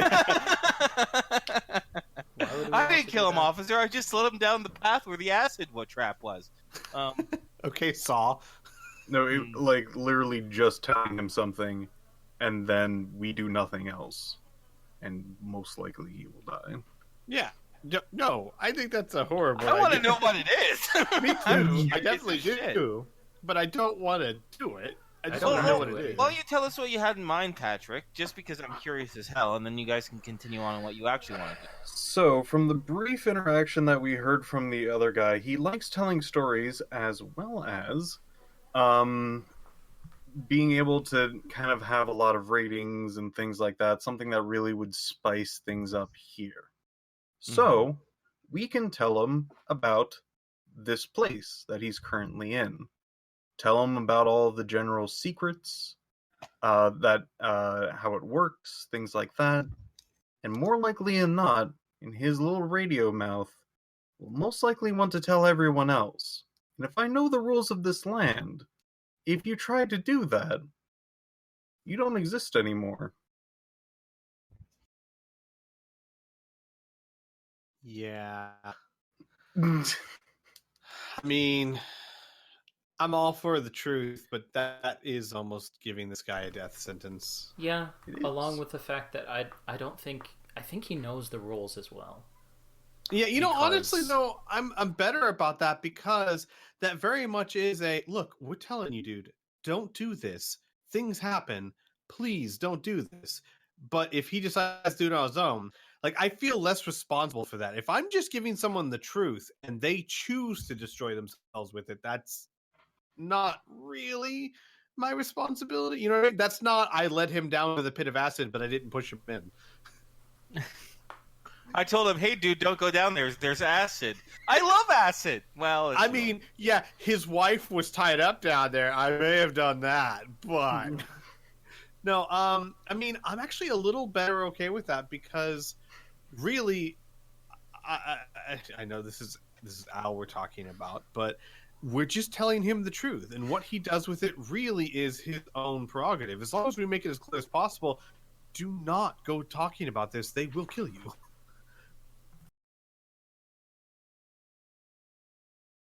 But quite honestly, I'd kind of be for that. Especially since Al does not like the concept of this place, that people are expected to fall in line and do what they're told, and if they don't, all of a sudden they disappear. I mean, that might hit a little close to home for him. I don't know, Inferno. Were there ever reports in the coalition of people that said outrageous things suddenly just disappearing? I would imagine so. Unfortunate Like- accidents and stuff. No, I mean legitimately, you have to think anybody who spoke out against Emperor Prozek probably would have Yeah. been shot. yeah. Yeah, that's what I'm thinking. So, like, I think this dimension, in some ways, hits really close into what he does not like about his home. So, telling the truth. Although, to And- be honest, I'm sure there are rumors and stuff like that, but typically how the coalition works, because they're authoritarian and militaristic, is that they smear the person as a traitor and then execute them. So it seems like it's very moral what they're doing. Makes sense. Makes sense. They're smarter than just disappearing people. Yeah, because people ask questions, but if you tell everyone he's a traitor, people aren't going to sympathize exactly. with him anymore. Right. So a little bit more nuanced. I think Al might have the same basic conceptions of, Sure. like, once he started learning that things weren't what he thought, he starts going, oh my God, and what if those people? And then, so I'm kind of okay with telling him the truth and making it very clear that this is dangerous for him to know. I honestly, I don't mind. I don't care. I'm of the mind of just telling him why we need it, and just doing it narratively because I don't think we have much time left in the session. Sure. I'm very curious on what Spiral has to say about all this. Yeah. Spiral? Well, okay then. Okie dokie. So, what do you do? We tell him. Okay, so we can't tell him Tyrath. We can't bring Tyrath into this. Yeah, just tell me what you don't tell him. Yeah, we could tell him we're coming from another dimension where there's a big serious threat.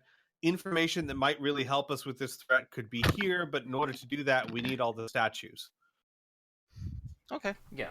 And then you tell him everything that you know, suspect, find out about this dimension, everything, right? Correct. Yeah. Yes. Okay. As you spend the next half hour explaining it to him, he's listening and he's quite, impassive and whatnot. At a few points, he raises his eyebrows, talking about how, your home place is under threat, and his eyebrow raises a few more times about your suspicions of the truth behind this dimension in Velda City. At the end of it, there's a long silence that sits between you and Lawrence Carter. And finally, he bursts out laughing. He goes, the look on your faces. You look so concerned for me. In one sense, I have to say, I'm very sympathetic towards that. Oh, that's adorable. Oh, don't worry about me. I'll be fine. First of all, I won't be telling anyone.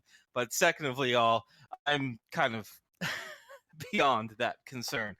But how wonderful. You had no idea who I was, and yet you spelled out everything and were so concerned about my well-being. Well, I do have to say, that is interesting. And it's interesting about the conclusions that you've leapt to so far. I understand that a new place seems very different and insidious towards you, but I don't want to spoil it. I'm sure you'll figure it all out in the end anyway. Suffice to say, I'm extremely interested, especially with this whole little quest that you're doing, trying to save your own world. That's very sympathetic. All right, fine. I'll give you the statue, but only on one condition. You need the other one still, correct? Yes. By the sounds of it, you do not have one from Mr. Albert Sweet. And Mr. Albert Sweet, by your own hands, you admit that you no longer exist. You killed him. Being an evil, awful person that he is, I'm definitely not going to lose any sleep about that. But that is going to make getting into his establishment and getting into his establishment and spiriting away with that statue very, very difficult, isn't it? That is an issue. Oh, and do you have any idea how you're going to do that?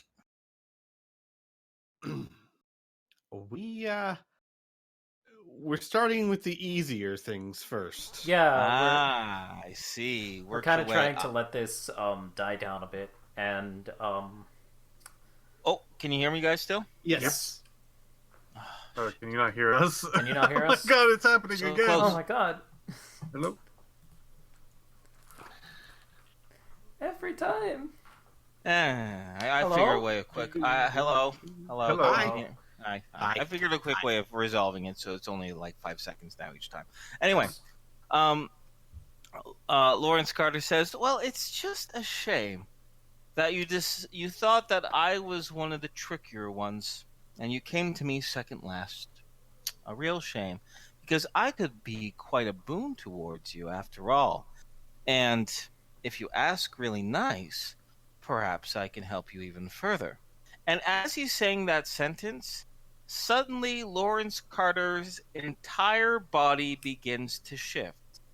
First, in the shape of Lavin. And when I say in the shape of Lavin, it's like you're looking into a living mirror. Then into the shape of Al. Then Patrick. Then Tom.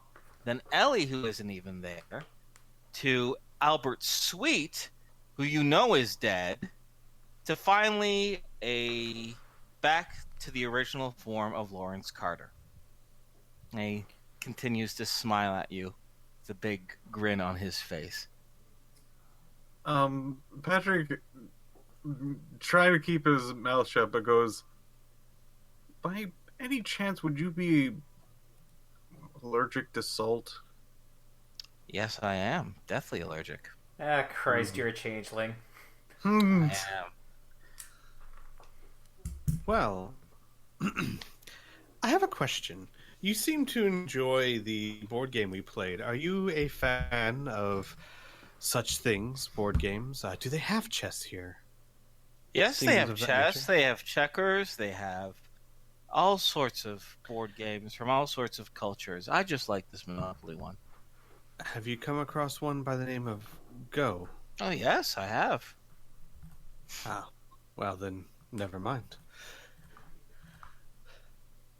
Oh, are you going to teach me Go?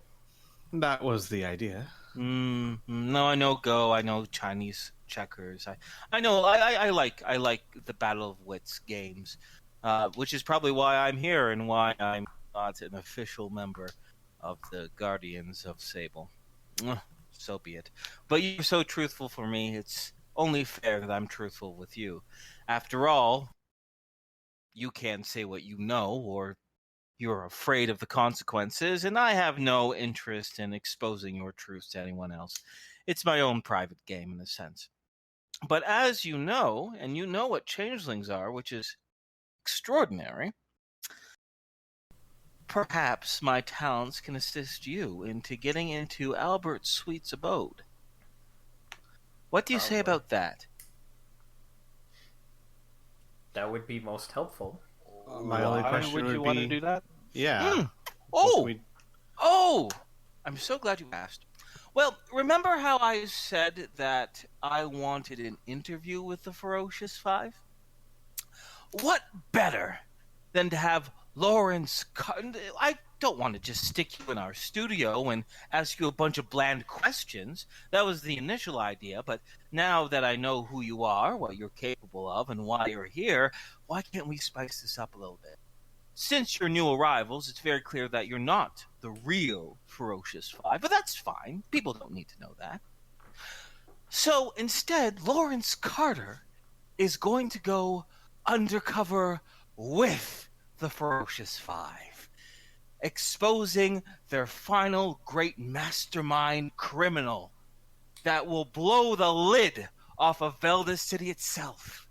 The utter secrets of the evil and insidious Albert Sweet. And if you want... I only have one question. Yes. Can you air this after Monday? Well, it'll take some time to get it together. Of course, I'll need you to come in to do certain voice clips and voice overs. But as far as the airing goes, yes, I could put it off a few days. I'm sure the ratings won't suffer that badly. And to ask your final question, why I'm so interested in helping you with this, end goal about the Golden Rabbit, I don't give a shit. But this besmirching Albert Sweet's name is very tempting to me. Because you know how I got my statuette. And by the sounds of it, you spoke to the ghostly remains of a woman who was once my lover, a sweet woman who I suspect, and she confirmed that Albert Sweet murdered her in her sleep. So Yes. although I can't drive the dagger through his heart like you did, Mr. Al, he says with a pause, I at least can besmirch his reputation. That is why I want to come with you. Sound fair? I'm open to it. Good, he says. Then let's put away with the intoxicants, brew up some coffee, and come up with a daring plan in which to do just that. And to that, my friends, I will leave until next session. So you got 2 statues this session. You're moving into the last one with the help of a changeling, and then you're all set. Can you not air it until next month? All right. Thank you guys for watching. We will see you guys next week, Sunday. Don't forget to check out 3 Galaxies every Wednesday. Take care, everyone. Take care. Bye-bye. Bye. Bye.